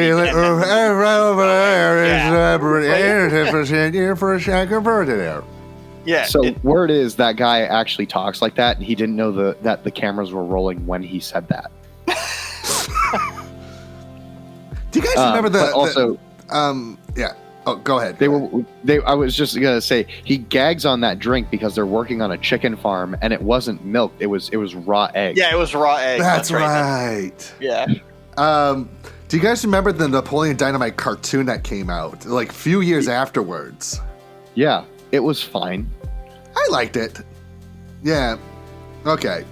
It was funny. It was funny. It was funny, but it didn't capture that spark that the original movie had because we all knew what to expect. Yeah, true. I think that's what made Napoleon Dynamite so special is that we didn't know what to expect. Yeah, I really liked it, but okay, fair enough. All right, we got another Peg, Frost, and Wright film here from you, John. We got Shaun of the Dead. The first movie in the Cornetto trilogy, Shaun of the Dead, is what made me understand how I wanted to direct my own film. I haven't made one yet, but I promise you it will be like an Edgar Wright film when I make it. Like, there are shots in this movie that are just so ridiculously brilliant. And it changed the way that we saw, we saw film in general. And like, the scene where he has his morning routine and he walks to the shop and he buys a Cornetto and, an energy drink. And then like in the zombie apocalypse scene, he does the exact same thing, completely oblivious to the zombie apocalypse happening around him. But everybody's in the same spot. Yeah. Like even the homeless man where sorry, I don't have change. And like the scene that popped up into my head that was like, oh yes, I have to keep this movie on my list, was the scene where they're running through the backyards and Sean checks to see if the street outside of the Winchester is clear, and he climbs up this children's slide, but the camera doesn't move with him. It's just a shot of his legs walking up this children's slide and then walking back down the children's slide with no camera movement whatsoever or sound other than the foley of the steps he takes. My goodness, like such brilliant filmmaking in this. And it would be higher on my list if the ending didn't sacrifice the comedy for the action, which is what they fixed in Hot Fuzz, which you had on your list earlier, Yes. Evan. So, like, they ended Hot Fuzz with the same amount of action, but you laughed through all that action. Like, Yeah. I will never not laugh at them doing the car chase scene and shooting at Skinner outside of the window, Yeah. and Danny making gun noises, bang bang, while he's shooting his gun. Bang, bang, Like, bang, bang. oh my gosh, so good. Or like when they finally find the swan. And Yes. like they're chasing after a murderer and they stop and get the swan because that's what they were asked to do beforehand. Like, anyways. But Shaun of the Dead's weakness is that as soon as the boyfriend dies and he gets his guts ripped out of him, which almost made me throw up the first time I saw the movie. After that, there is zero humor until like the final closing moments of the movie. Yeah, because it gets sad. Yeah. Because it gets really sad and the action takes over the comedy, which, like I said, does not happen in Hot Fuzz.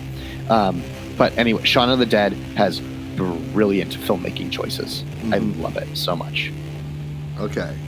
Very cool. Right. Coming down to our final four. Yeah, what did I put in here? All right, let's find out. Me too.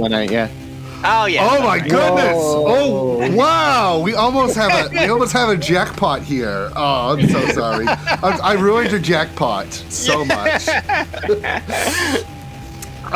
Okay, when it comes to That's so funny.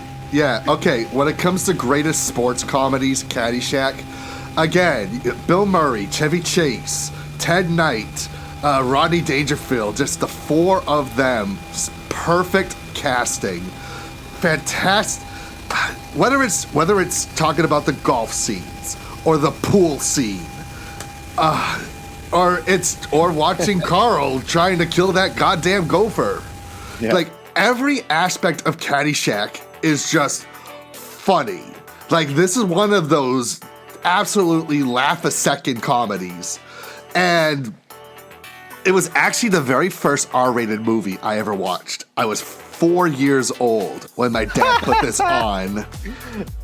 And might I say that I had not watched the non-TV version of it until last year.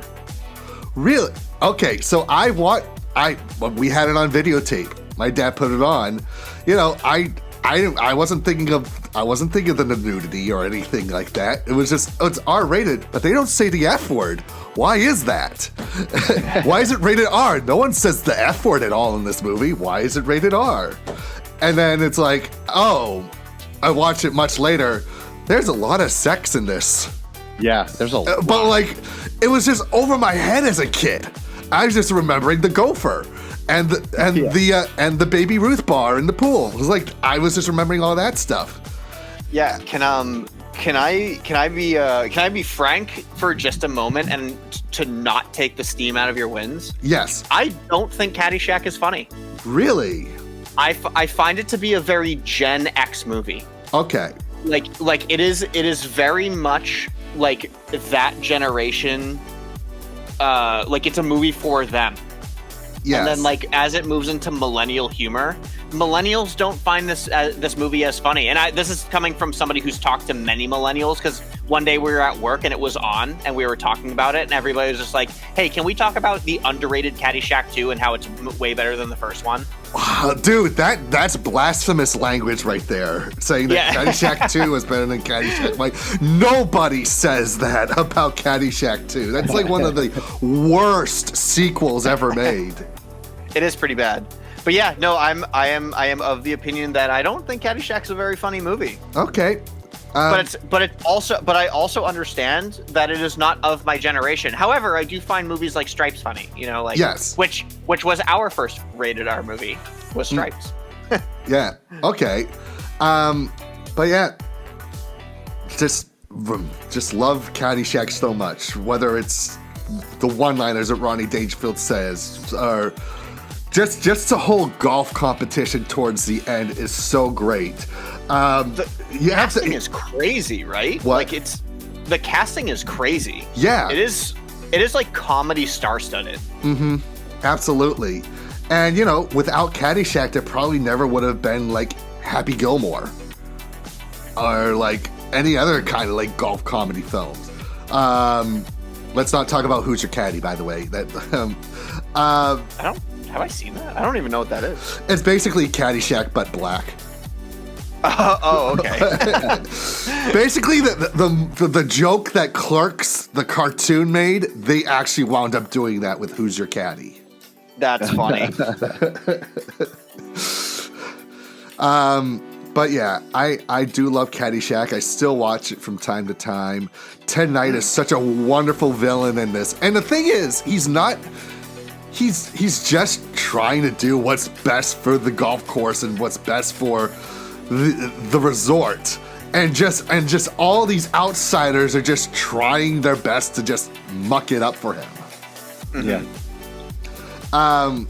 But yeah, that's my number 4. And Nice. I do have to give it to you guys for this double dose of weird. Yeah, I mean, like we said, we didn't. Not planned. Yeah, we didn't talk about any of this stuff beforehand. This is not planned. UHF is so growing up. Jonathan and I were massive Weird Al fans, right? And when we finally found out, as we got older, like, oh, Weird Al made a movie in the 80s, we were like, excuse me? Why has nobody told us about this, right? Yeah, we got it for our birthday. On VHS, like all the cousins were staying over our house for our birthday. And we were like, all right, we're going to the movie store, we're renting UHF, and we're watching this like as a family, like for our birthday. Yep. And major success. Can I tell you Absolutely. something? I actually convinced my 5th grade teacher to watch UHF in class as like a special day sort of thing. And Really? everybody in the class loved the movie so much. Heck yeah. I love that. Yeah. And I just want to say that this is kind of coming off of the back of we just got ourselves Weird Al tickets and we're going to see him in July. Mm-hmm. Yeah, for the very first time. Yeah, Probably so first and only time. Yeah, so Jonathan and I have never seen Weird Al, and this is like just like our Rammstein show. This is a bucket list concert for us. I saw Weird Al on his Strings Attached tour, which he was heck yeah, amazing show. Yeah. Thinking about Weird Al and this movie, and how this movie is kind of a parody film, like of the Screwball era, but not really. Like, this is just a real comedy film. Yeah. And there's a bunch of Weird Al bits in it, but it all connects into this TV station that he has inherited from his uncle, right? Yep, U62. U62. And, oh, dude, like, Stanley Spadowski's Playhouse, like... Raoul's Wild Kingdom. It's so... Today we're going to teach poodles how to fly. Who hired this guy? I thought you did. There's just this guy who's broadcasting on their network and they don't know how he got there. But yeah, it's this brilliant film about... and like, yeah, you're gonna call it like an underdog story, right? And yes, but it's so Weird Al in nature, and I like that Weird Al isn't just a singer, that he has passions for so many things that are just entertainment in general. Mm-hmm. And the fact that you can tell who his influences are growing up, that the fact that you can tell that he loves Zucker Abrams Zucker films, mm-hmm. and his comedy icons that made him who he is. Because you watch all of his music videos, and all of his music videos are perfectly elaborate Zucker Abrams Zucker films as well. Yes. Just in smaller formats, where everything is normal, there's just weird things happening, and nobody pays attention to it, and that's why it's funny. Yeah. The Smells Like Nirvana music video is the perfect example of that. Exactly. Absolutely. Yeah. So, if you are a Weird Al fan, which if you're not, I don't know how that's possible. Because this is coming from a guy, me, Andrew, that doesn't like musical comedy. Like, I don't like stand-up comedians who are just like, oh, my bit is I wrote a funny song. And I don't sit down and listen to bands that are like, oh, we're funny, and that's our bit, is we make funny music. Like, I don't like my music to be like that. And yet there's Weird Al, who holds a very near and dear place in my heart, and he is the best there ever will be. I mean, wouldn't you put the Aquabats kind of in that category where they write funny songs? They have a gimmick, and I don't think they are funny, yes, but they are not a comedy band. They are kind of They're like a band gimmick. First. And Yeah, they're entertainers. kind of a gimmick band. Okay. Yeah. Like their goal isn't to make you laugh. Their goal is to make like really fun, upbeat music, and they make music first, and then they add like funny things to it. Gotcha. Okay. Fair enough. All right. So on the more modern spectrum, this is one of those things where I was saying that original list, the Variety magazine list that you were talking about at the beginning that kicked this whole thing off, was that there weren't any movies past 1994 was the 1996 was Waiting for Guffman. Okay. Yeah. And so I think that there are plenty of movies that we have already talked about that are way more modern, and this one is one of probably the most modern one on the list, Weird the Al Yankovic movie, because it transcends what Weird Al does. He is a parody, like a music parody musician, and then suddenly he makes a music biopic parody movie in the era of all of these absurd biopics that are not comedies. Yes. And like Rocket Man and Bohemian Rhapsody, A Complete Unknown. Yeah, The Dirt. The Dirt. Like, oh my gosh! And then Weird Al comes out with his own and completely lies about his entire life and embellishes the whole thing, and it is brilliant. Yeah. Like, just. And it's funny. It's the funniest thing. Like, I think that this is a near perfect parody. Like, every movie has its flaws, and every parody movie has its flaws. As we're talking about Zucker Avum Zucker, and we're also talking about movies that we like that have too many fart jokes in them. This one, I don't think has any of that in it. I think it's solid. Like, I think one of the key aspects is the fact that everyone plays it so straight in this movie.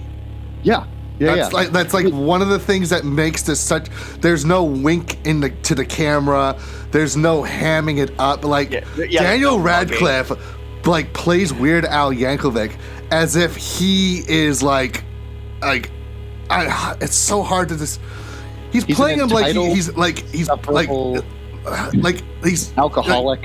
He's playing him like Ray Fiennes did in The English Patient. Like his character in that, or like he's playing a role like to win an Oscar, but he does it in a way that like he's. Gosh, I'm trying so hard to say what I'm trying to say. Where it's like, I like what you just said. He's playing it like he's trying to win an Oscar. Yeah, and that's a perfect way of, because that's kind of how the biopics are. Like that's how Bohemian Rhapsody was. Yeah. You know?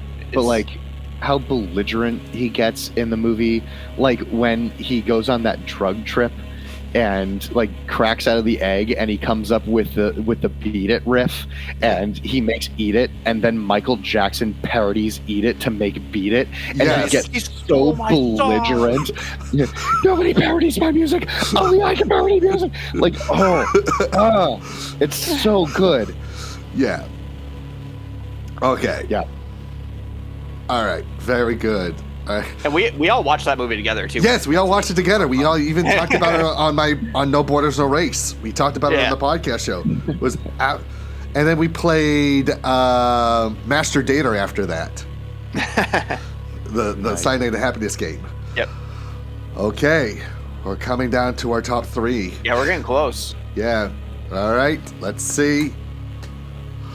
Oh my gosh! Oh my gosh! We had Race. So close. Okay. So Andrew, I thought this was going to be your number one. Two movies about races around the world. Yo, dog. This is funny. This is good. We're on the same track when it comes to our third best. But for me, The Great Race, an almost 3-hour comedy race around the world with Tony Curtis, Jack Lemmon, and Natalie Wood. This film has me screaming with laughter so much. And it's one of those rare movies that goes on for almost 3 hours and you still want it to continue after the fact. Jack Lemmon as Professor Fate, one of the greatest villains. Like, without Professor Fate, there'd be no Dick Dastardly. Like, The Great Race is what inspired Wacky Races. And, like, it's just such a funny film. And, like, the thing that baffles me so much is, like, Natalie Wood was going through some shit when she was making this movie. And, like, she went into, like, a deep depression after she finished filming this. And, like, I watched this film, and I'm like, you were just in one of the most fun movies ever made. Why did you feel sad afterwards? Not to mention, it has the greatest pie fight scene in the history of filmmaking. The greatest. And it is such an underrated film. The reason why this film didn't do so well was it was released at the exact same time as another movie, It's a Mad World. And that overshadowed it because there was so many celebrities in that movie and people watched that film more. Which is ironically the precursor to Rat Race, which yes. we're going to be talking about next. Yes, exactly. But I've always felt The Great Race was the better film. It was, the storyline was better, the jokes were better, the gags. Right. It won an Oscar for sound design, and they got the person who did all the Looney Tunes sounds to do the sound design for it. And it is legit a live action Looney Tunes cartoon. Like I said, without The Great Race, there wouldn't be Wacky Races. It wouldn't have made Hanna-Barbera go, I want to do this, I want to do that, but it's a cartoon every single week. I have always said that they should make a Wacky Races movie, but not a comedy. It would be a fantastic action film. So you wanted to see what they did with the banana splits and, like, take all the comedy out of that and make it horror. Yeah. But no, George Miller will direct it and, take that. Anyways. I will add that the anime world kind of had that twice with Redline and Appari Ranman. If you watch Appari Ranman, you'll see a lot of the influence of The Great Race in that anime series. Highly recommend it. Yeah. But yeah, Great Race is such a great movie. I love it to death. Professor Fate, The Great Leslie, just perfect rivals. All right, you two, go into your other race movie. All right. Oh, boy. So Rat Race is the greatest celebrity hodgepodge movie of all time. It's so brilliant at how it uses its cast members for the specific roles that they're doing. And each portion of the race is basically its own little sketch in this overarching narrative of them going to the finish line to get the $2 million. Yes. And John Cleese as the catalyst to get them all together is a perfect casting choice. John Lovitz is just, in general, oh my goodness, amazing. I mean, like the Barbie museums. Yeah, the Hitler's car thing, where like all of the things lead up to like the lighter going into his mouth, the scene before where he wipes the lipstick on the steering wheel, as to which he gets the mustache, and then they crash into the World War II, memorial thing. It's just like oh, perfect writing. Are you insane? This is Hitler's car. And just like, and this movie is probably the most quoted movie about all the things that we've had. Like Mystery Men, me and Jonathan have quotes from that we say in our day. Our daily lexicon is filled with so many Rat Race lines. Just even Jonathan the other day even went like, "Oh, $1" to me," like just yeah. And Christina and I do that pretty much every single slot machine at Foxwoods. Like if we go to Foxwoods, we walk by every single slot machine and go, $1. How this is like an underplayed Whoopi Goldberg role, because I think this is one of the last movies that Whoopi Goldberg was in. Before she went on to do The View or whatever it is. Yeah, before she went crazy and just said dumb thing all the time. You should have bought a squirrel. You should have bought a squirrel. And okay, and this is the other thing. This is still in the era of movies that like where you could call things retarded and it wasn't a cultural issue, right? Yeah. Yes. Like you could just use that word because nobody cared. And like rewatching this movie and listening to the squirrel lady is just like, I asked you a question. Do you know where the highway is? Well, of course I do. I'm not retarded. Like, it's just like, oh, I miss it. Like,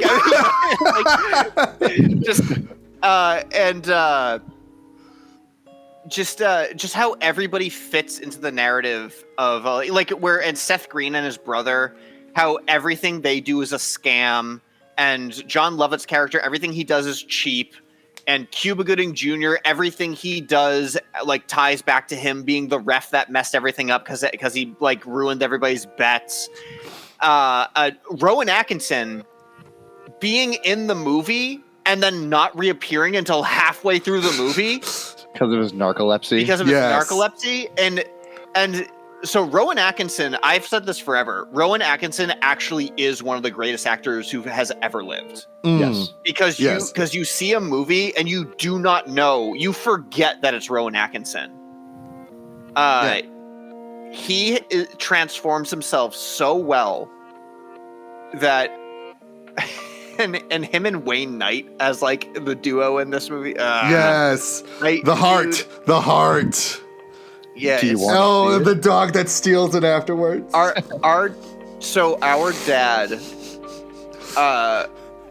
dad would on a daily so it wasn't just me and Jonathan that quote. Our dad was also in on this of movies that he would quote on a daily basis, and the amount of times he would say, "It's a nickel," it was just crazy, right? Yeah. I love this movie so much, and it is still to this day one of the funniest movies ever made. Yeah. And I feel it's got the same DNA as The Great Race, where it's basically a live action cartoon. And they do it so well. And honestly, this, I think that Rat Race was a remake of It's a Mad, Mad, Mad, Mad World. Mm-hmm. And which it's a really great genre of movie that more of them need to be made. The reason why so many Wacky Races cartoons were made was because it is a plot line that you can use over and over and over again and still have success every single time you do it. I mean, they made an Alvin and the Chipmunks movie with that. The Chipmunk Adventure is basically It's a Mad, Mad, Mad, Mad, Mad World. They did it for an episode of Jackass. Yes, too. The Gumball Rally 5000. Yeah. but remember, this movie was also a catastrophic failure. Yeah, which I don't get. And it's also another movie with All-Star. It's that's how it ends. Yeah, you're right. Oh my gosh. 2 movies that used All-Star by Smash Mouth. Oh, the late 90s to early 2000s. Yeah. All right. Okay. Oh, I'm so excited. Yeah, I am too. Are you ready for our second fun? So ready. Ready? Shut up! I knew Hundreds of Beavers was going to be on your list. I was waiting I for thought it to was show going to be up, number Evan. one. I thought it was Dude, gonna be number one for I'm actually fighting with myself over this because I will argue that, in my opinion, Hundreds of Beavers is the funniest movie of the 21st century. Where you have all these gags where he's trying to learn how to... First, he's trying to learn to survive. Then he's trying to learn how to trap the fur. And then he's trying to regain all the fur he trapped from the beavers. And it's just this path where he gets better and better and better with his skills as it progresses. And every joke and gag that is showcased in this movie is so goddamn hilarious to the point where, like, you don't know where the punchline is gonna lead towards. And it's just done so well.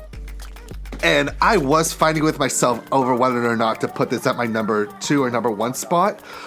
I will probably explain why my number 1 is my number 1, but there is a chance where, like, and on another day, I would put Hundreds of Beavers at my number 1 spot because it is so imaginative. It is so original. It really keeps that spirit of classic silent movie comedies close to its heart. And you can show this film to anybody and they will find... Yeah. You could show it to just about anyone. And I don't know a single person who doesn't like this movie. Because just of how good... Just how well thought out, how executed Hundreds of Beavers is. Man, like we've talked about this movie to death on. We have, and this is why I'm trying so hard not to repeat what I've said in the past. But man, just if you've not watched Hundreds of Beavers, you are missing out on what is a true cinematic masterpiece. A movie made that just reminds you of how great cinema can be. Yeah, and again, one of the best third act finales ever. Yes, absolutely. Like, so funny. Yeah. Best opening number, too. Best opening number, best third act, and just, man, I don't know what else to say without spoiling. I will say, I just want to add, though, that I showed this film to my buddy Seth. Yes. Who then showed it to our buddy Bill. Mm-hmm. And they are both just hobby brewers, and they are brewing Applejack because of this film. Wow. So, and I don't drink, but I would like to have some of their Applejack. Yeah. Like, okay. To do Hundreds of Beavers, you know, like, cheers. I bet you if they reached out to the Hundreds of Beavers guys, they'd be like, we'll make it official. Well, if they had any kind of like social media or anything, like I would have definitely like pinged them. He was like, "Hey, we brewed Applejack." They do. So you know. There's the Hundreds of Beavers. Yeah. No, I'm talking about them, like them as brewers. If they had like a brewing. I see. Okay. On social media. But okay. Yeah, Hundreds of Beavers, my number 2, and we see 2 other familiar films. Yeah, so Hot Fuzz, real quick, because we've already talked about it, which is, I can quote this movie from beginning to end. Like, if I start this movie... Actually, Jonathan and I have both seen this movie so much that if you click the play button, Jonathan and I can recite the whole film from beginning to end, because Hot Fuzz is just that good of a movie, and I'm still not tired of it. Yeah, I never get tired of watching Hot Fuzz. Yeah. If it's on, we watch it. Okay. And Top Secret for me, it is the best of Zucker. I think it is their perfect film, and it is the best of everything that they have done. Mm-hmm. Police Squad, or not Police Squad, but The Naked Gun walked so this movie could run. Oh no, the other way around. Wouldn't it be? Top Secret walked so Naked Gun can run. No, or the Police Squad TV show you talking about? Naked Gun came first. No, Top Secret came first. Did it really? Yeah, Top Secret's 1984. Oh, wow. Huh. I thought this one was later. Well, anyways, it's... Yeah, I think that this is the best of the best. I think that they took their best jokes, put it into here, the most clever things ever. The fact that the train station is on a train itself and his train wasn't moving anywhere at all. It just, oh my goodness, like so brilliant and wonderful. And I could watch this movie every single day for the rest of my life, I think. All right. Okay, so now we've come to the finale. But before we do, all right, honorable mentions. We've been talking about Zucker Brothers films. Yeah. I'd put Airplane in an honorable mention because I feel like that was one of the first films where you have all these actors who were known for serious roles trying out for comedy for the first time, like Lloyd Bridges, Leslie Nielsen, Robert Blake. Like, they were known for just their serious roles, and this was the first time they were given the chance to do comedy, and they just hit it out of the ballpark perfectly. Not to mention just the amount of gags from Kareem. What was it? Is it Kareem Abdul-Jabbar or was it Dr. J? Kareem Abdul-Jabbar being one of the pilots, speaking jive, the singing nun, and every time the character goes into his backstory and you return back and like they've just killed themselves because they were just so bored. Just what a wonderful gag. I put that in my honorable mention. We talked about Wes Anderson. Grand Budapest Hotel, I think, is his legit funniest movie. Not only is it the best story, but the way it's shot, from like the chase sequences where you can tell they're just little toy models, to like the gag where like there's this old man working at the museum and like every minute he gets up and changes the museum will close in 9 minutes. Will close in 8 minutes, and he's walking back and forth to change the sign as it's clocking down. Ray Fiennes just playing such a perfect role in there. Adrian, what? Ralph Fiennes. Ralph Fiennes, yeah. I thought it was Ray Fiennes, or you pronounce it. Huh. If it is, then I've been saying Ralph Fiennes this whole time. Yes. But he's one of my favorite actors ever. Mm-hmm. Ralph Fiennes is one of my favorite actors of all time. He's so brilliant. Yes. Ghostbusters. There's a lot that we showcased here. I would definitely put UHF, Napoleon Dynamite on my honorable mentions. Oh gosh, what else would I put on this list that just makes me laugh so hard? You're gonna probably name a bunch of movies that I'm gonna think. I've actually written my list down.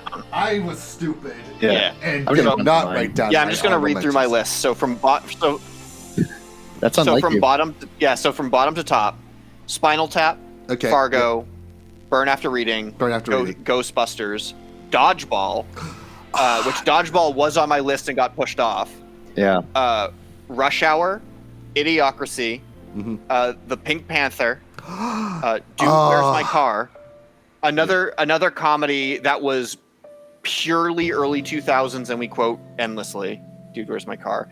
Tommy Boy. Hot Shots Part 2, Ace Ventura, When Nature Calls, and Hot Rod. Yes. And Hot Rod is another one of those movies that failed abysmally, but we quote. I actually think Hot Rod is probably the most quoted movie that Jonathan and I have, like where we just, it's cool it's in our daily lexicon. Yeah, Cool Beans, like don't be a brat, just bring it out. You know, just anytime like we're talking to each other and we're just like, should I bring this? We just go, don't be a brat, just bring it. Like, you know. And mine, I also had The Three Amigos. I had the Blues Brothers. Mm-hmm. I had The Lady Killers of Mine. I had Men in Black as well, because that's one of my top 10 movies of all time. Men in Black, I agree with that, but I don't know if I'd put that on my top favorite comedies of all time. That would be on my... if we did a list of the best movies ever made, Men in Black would be on it, because Men in Black is a perfect film. Yeah, exactly. Oh, Galaxy Quest. Yeah, Galaxy Quest is another really good one. Yeah. As well. Yeah, I also had Hot Shots Part 2, Happy Gilmore, and Ferris Bueller's Day Off. Good. Yeah, I didn't have any John Chris Columbus and John, what's his name? John Hughes.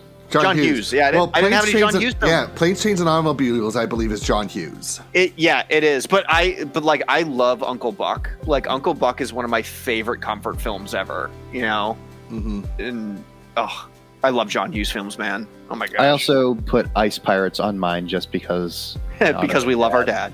Yeah. Okay. It's a terrible film. I'm surprised you didn't mention Freddy Got Fingered.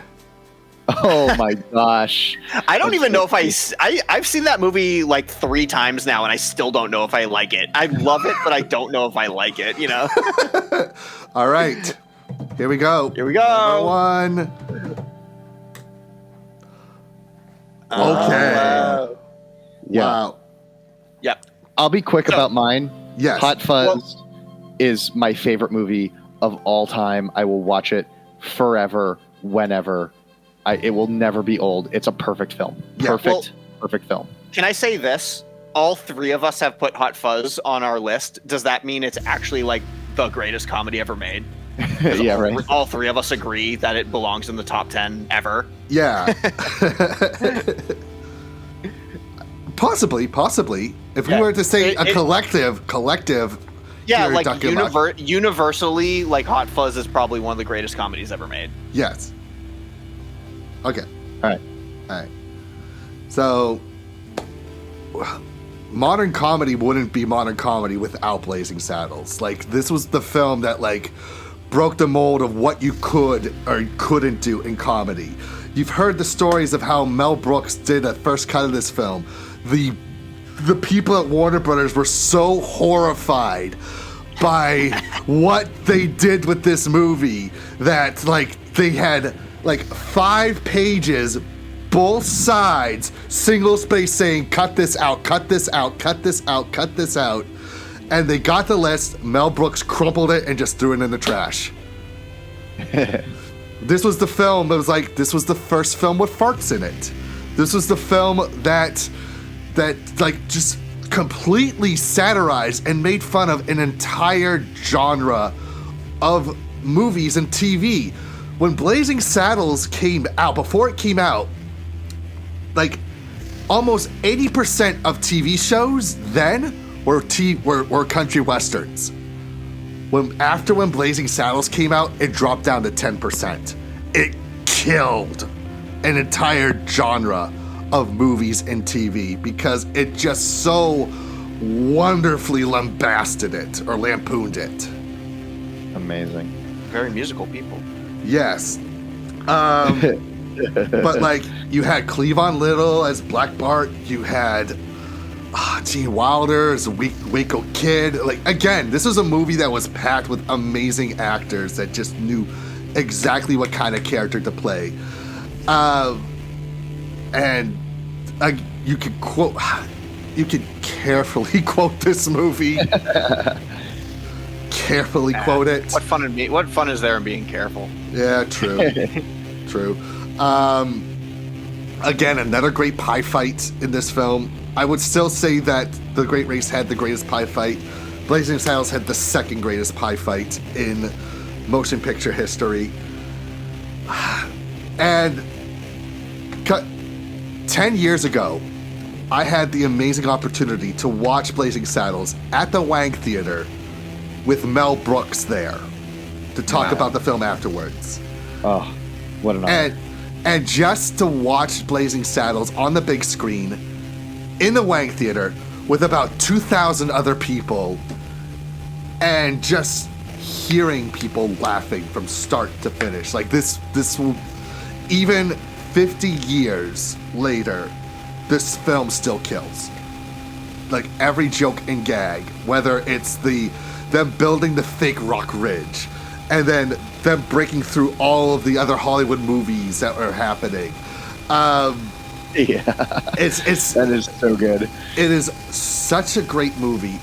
But like for me, like Blazing Saddles is the best thing Mel Brooks has ever made. Young Frankenstein, I'd say, was the second, but it is a slow film. It does take a little bit for the humor to kick in, whereas Blazing Saddles is just straight up hilarious from start to finish. Not to mention the song, he rode a blazing saddle. Yeah. The guy who sang the song thought it was one of the most beautiful songs he's ever had a chance to sing, and Mel Brooks did not have the heart to tell him, it's just one long fart joke.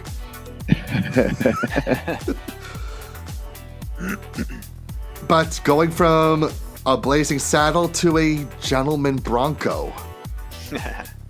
So, in my opinion, Gentleman Broncos is a perfect film. It speaks very personally to me, in the sense that it is about an independent writer who is writing a story for his dad about his dad, and how fragile that line of creativity can be when somebody can just take it from you. Yeah. And so that speaks personally to me. And it's this kid, it's about this kid's passion for his project, and how everyone around him just, one, doesn't understand how important it is to him, and two, wants, is basically just using it as a cash grab. And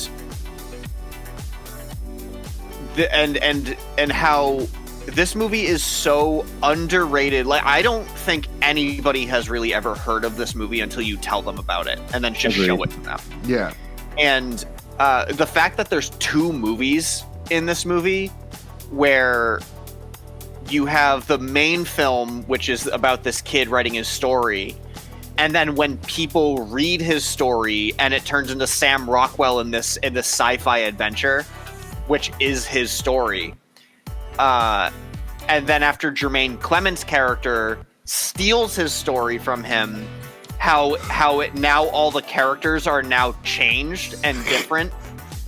But Sam Rockwell is playing the character in the same way, but they had to rewrite the whole thing. Yeah. After he stole it from the kid, so it's a different version of it, and so you get to see the adventure of this kid in this journey as he doesn't know that his story has been stolen by his favorite sci-fi writer ever, and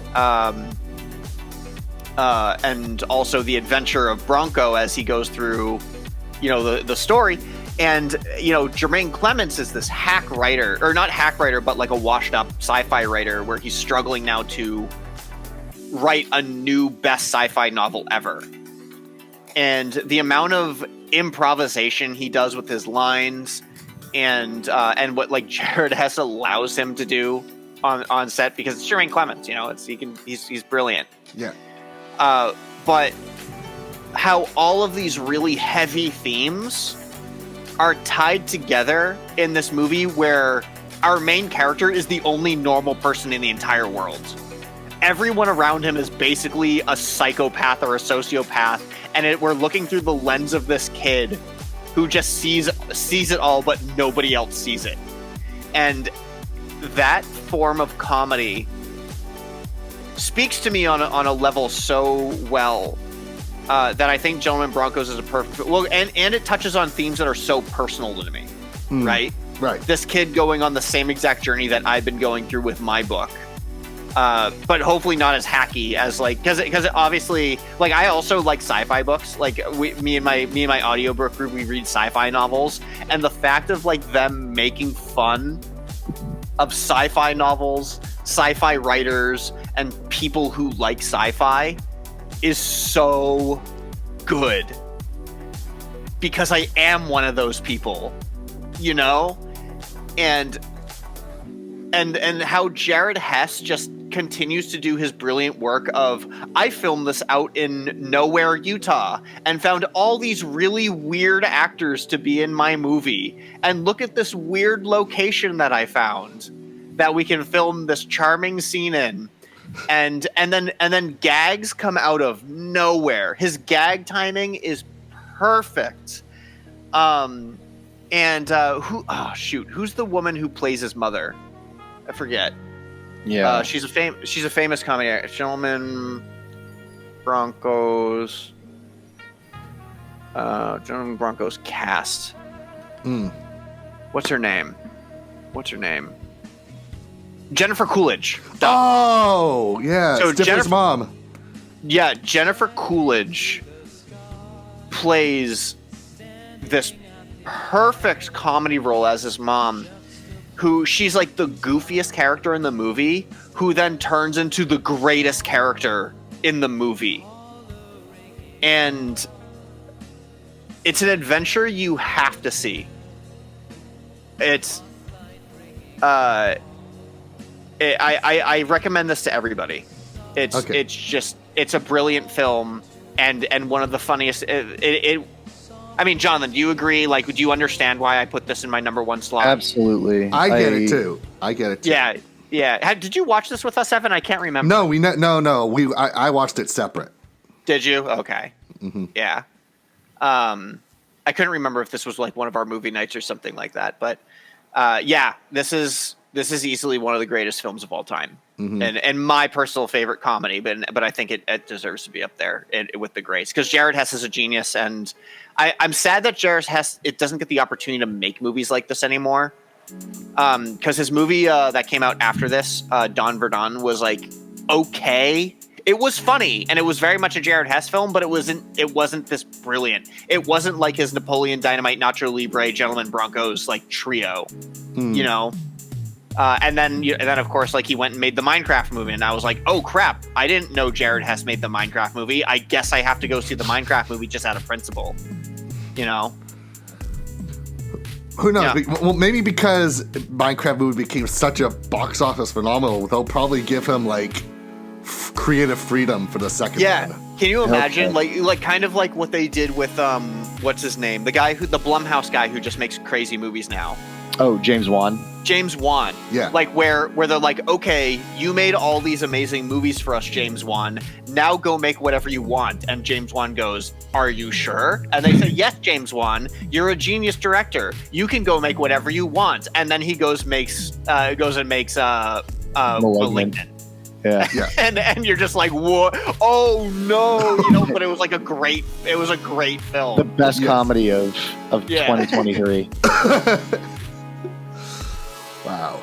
All right. You know, man, I can't be mad at any of these choices. No, everybody makes. Oh yeah, no, picks. I can't be mad at any of these choices. Yeah, these I think we made 3 amazing lists. I agree. Yeah. So that was Defend Your 10. Like, man. Like, It took 10 hours to do. Yeah. Look. Hot. I mean, look, the background I made. Hot Fuzz is there. It's like, yeah. Hundreds of Beavers, of course, there. We'll definitely have to do this again. We have to come up with other like list ideas. Like, this just came out of the blue just a couple of days ago. This top 100 list, and it was like, I feel like we can make a better list, and I feel like we succeeded on that. Definitely. Yeah, because they chose a lot of good movies, but like movies that I agree are some of the funniest movies of all times, but they chose like maybe the secondary list of greatest movies of all times. I think out of only one that was on here is Holy Grail that like 2 out of the 3 of us chose. Yeah, well, Fargo was in my honorable mentions, and it was almost on my main list, but I was like, but The Lady Killers is the greatest. I almost another film that I almost put on my list was In Bruges, but I couldn't decide whether. Oh my gosh, yes. I couldn't decide whether or not it was like a straight up because it's a drama too. Yeah. Well, it's kind of like watching Seven Psychopaths is a comedy movie. Yeah, Seven Psychopaths, but I still feel like In Bruges was like the best film Martin McDonagh's ever made. It is a very good movie. Yeah. I almost but I couldn't decide. Yeah, it's got funny things that they say. It's one of the most quotable films. It's like the most quotable film I say, but like, would you consider it a comedy considering like all the other things that happens in that film?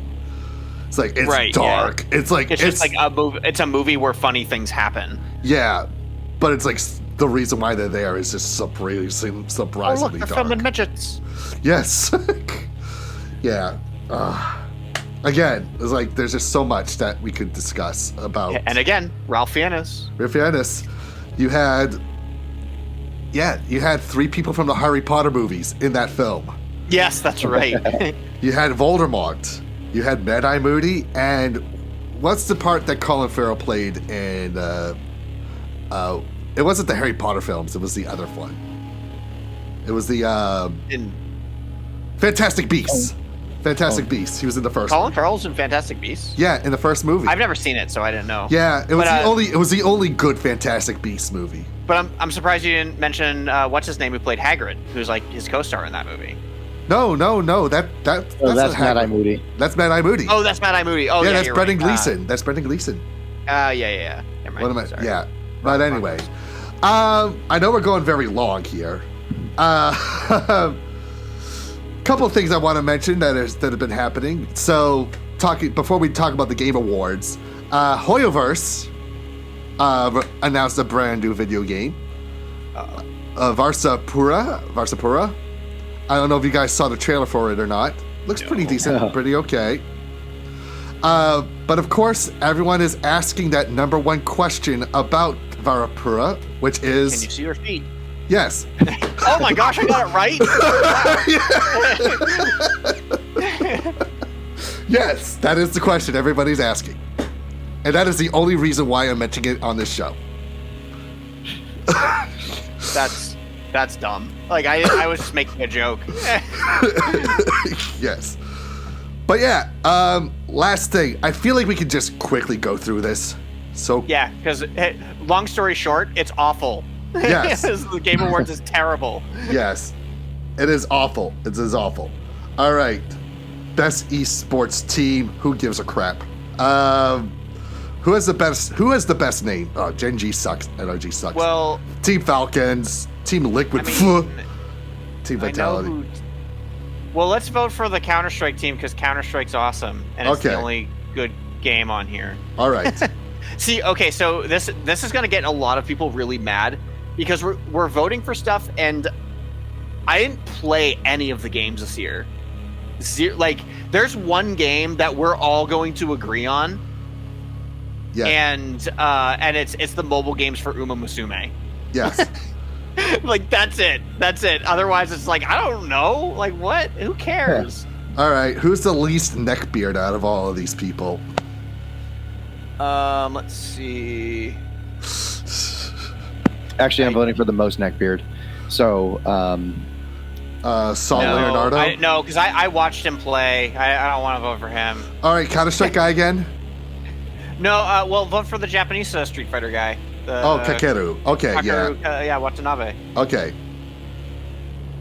Because I watched all these guys. I watched them play at Evo, both of those guys. Okay. All right, best esports game, Counter-Strike 2, right? Yeah, I'd say Counter-Strike 2. Okay. Counter-Strike's awesome. Okay. I mean, I'm biased because I'm a Counter-Strike player, so sorry. Like. Yeah, no, you don't have to be sorry, dude. Content creator of the year. I'm gonna choose Anime Girl. Oh, what about voice? Charlie. Wait, which one? Charlie. Who's Charlie? Moist Critical. Oh, Moist Critical. Oh, him. Okay. Do you want me to change it to him? I don't know who Sakura Miko is. Hololive. Yeah, I've never seen her. I don't know who that is. As long as you don't vote for... I've heard of the Burnt Peanut, but I don't know why. I forget what it was. But, I don't know. I don't know. Who the heck is K-Drill? I don't know who these people are. Yeah, okay. All right, fine. I'll do Moist Critical. Yeah. Because there's Moist in his name. Fine. All right. Most anticipated game. I'm going to choose Wolverine because I don't think Grand Theft Auto 6 is going to be coming honestly, out. though, like for me personally, I'm looking forward to Resident Evil Requiem. Okay. Because here's the thing about Resident Evil Requiem. Does anybody remember Resident Evil Outbreak? Yes. AKA Resident Evil Online? Mm-hmm. This is a continuation of Resident Evil Outbreak. Really? Yes. So she is the daughter of the reporter character that you can play in that game. And, wow, that's a stretch. Yeah, and the mother is still in this game. It's like the mother and daughter are working together as reporters. Spoiler: she doesn't die. Yeah, right. So like, my mind was blown when I heard. I was like, oh my gosh, they took this character from this game nobody's ever played except me, and put it into and like are continuing it in the Resident Evil lore. So I was like actually kind of looking forward to it. And you tried really hard to like that game too. It was fun. I mean, but level 3 was just impossible. Like I beat level 1 and 2, but level 3 like you couldn't do without extra teammates. I gotcha. All right. Yeah, okay. so I'm gonna say Resident Evil. Okay. I'll choose it too. Fine. Okay. Best adaptation. Oh, I don't like any of these. And like people are pissed that Sonic 3 is not on this list. Oh my gosh, you're right. What? Yeah. Dude, Sonic 3 was gangbusters. That movie was sick. Jared Hess, Minecraft. Okay, fine. Yeah, we'll Minecraft movie. We'll do it for Jared Hess. We'll do it for. We're not doing it for Chicken Jockey. We're doing it for Jared Hess. We That's are. right. Because we want Jared Hess to make a new movie. Yes. Okay, best multiplayer. I'm hearing good things about Arc Raiders. So I'm actually hearing I'm hearing great things about Arc Raiders, but I'm not an extraction shooter player, and I'm hearing from people from so one of my buddies who I go to college has our game review thing, and he hates Arc Raiders. Oh, really? He's like, this is just extraction shooter slop. Like if you just like want another slop title game, then like, because honestly, that's like what all these games are. It's just like corporate slop. Like Split Fiction being on almost every single one of these lists is like, it's an EA game, guys. Like it looks garbage. Like it looks so bad. Everybody's saying it's awesome though. Yeah. Yeah, but who's everybody? Like, because I don't see anybody playing it, and two, I saw the trailers myself and it looks bad. Like I don't want to play it. It's not for me. Okay. I don't know what Peak is. I don't know Peak either. Yeah, personally. Elden Ring was fun, but I didn't play Night Rain. Battlefield 6 looks pretty sick, even though it is also EA, and I hate EA games. Yeah. So I'm stumped on this one. All right. I just vote for whatever you want, honestly, because I don't know. I'll just do Arc Raiders. Give it to our. This is gonna get people so mad because we're like, I don't know, I don't play video games anymore, and then I'll choose this one. Well, here's the thing: I do play video games, about like 100 or something like that this year, and Sonic I haven't Crossworld. played a single one of these. Yeah, Sonic Crossworlds. Sonic Crossworld. Yeah, I've heard amazing things. Yeah. I have this on my wish list. And I've been waiting for it to go on like a really good. I want to play this game so badly. Yeah, and everybody's saying it's awesome. Yeah, they said like the new Mario Kart isn't great, and like what Sonic Racing Crossroads did was what we wanted the next Mario Kart to be. Yes, yeah. Everybody says Crossroads is the way better game over the new Mario Kart game. Huh. Yeah. And people are making Uma Musume mods for it. Nice. That's funny. Best sim. Oh, I want to give it to The Alters. The Alters is a great game. I don't know if you saw Tempest Rising. Yes. But Tempest Rising is basically a new Command and Conquer title, but indie. It's an indie Command and Conquer title. It's from the same people who did the Iron Fury and Iron Maiden games. Interesting. And then of course there's Final Fantasy Tactics, which is one of the greatest tactic games ever made. Okay. So what's the Alters? So this one, you make clones of yourself, but what happens is you alter like the timeline of your clones to fit with what their skill is going to be. Huh. Weird. Yeah, it's interesting. It's a really good game. A very cool story too. I I actually this is one of the very few games where I actually reviewed it and actually really enjoyed it. And I'm not the type of guy who likes games that have a time limit to it to try to complete. But the story was just so good that I really loved it. It was really cool. It was really good. That's really interesting. Go for it. All right. We'll vote for the other one in indie games, I believe. Okay. The Tempest. All right. Oh, what's this one? Best family game. Sonic. Sonic. I don't know. I like Bonanza. Well, Nintendo wins a lot. Sega. We have to give the win to Sega Yeah. because it's Nintendo. Okay. Oh, best fighting. Here we go. Oh, I am so mad about this. Look at this. Look at this selection.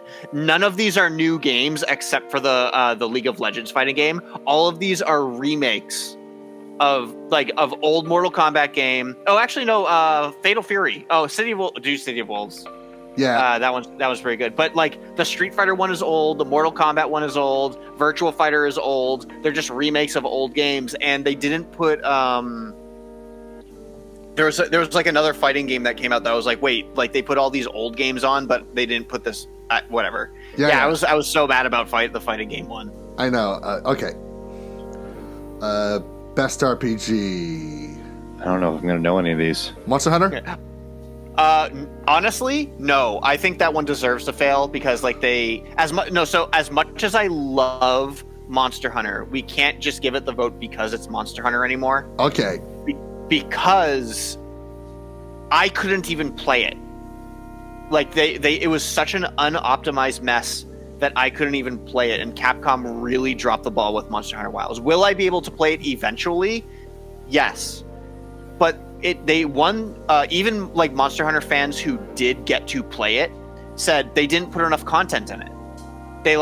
They focused on the whole frame generation technology and putting it in Unreal Engine 5, and it basically made a sloppy mess of a Monster Hunters game, and it should have been so good, but they just cut all the content that should have been in it and made this unoptimized buggy mess. Mm-hmm. Otherwise, LOL Avowed and yeah, that's what I was waiting for. And Outer Worlds 2, both of those are slot mess games. I hear that Clear Obscure is really, really great. Okay. Honestly, I don't know anything about Kingdom Come Deliverance 2. I'm sure it's a great game. Yeah, I played Kingdom Come Deliverance 1, and I couldn't get past the lockpick tutorial of it, so I gave up. I have a feeling that Clear Obscure is going to sweep this game, this thing. So okay, I know it's good. I haven't played it yet, but I know it's good. Okay, you may be noticing why I'm doing this and not just going the next one. Yeah, it's because I want to work my way up to the bigger ones. Best action adventure. I've heard. I'd give it to Indiana Jones, honestly, because yeah. Well, I don't know. Okay. All of my students are playing Silk Song. Yeah, and it's an indie title. If we give it to the indie, because what we can give Indiana Jones, which is one of the categories coming up, is Troy Baker as indie. Yeah. Okay. Because Troy Baker's impression of Harrison Ford is just one of the most stunning things ever. Okay. Right? Mm-hmm.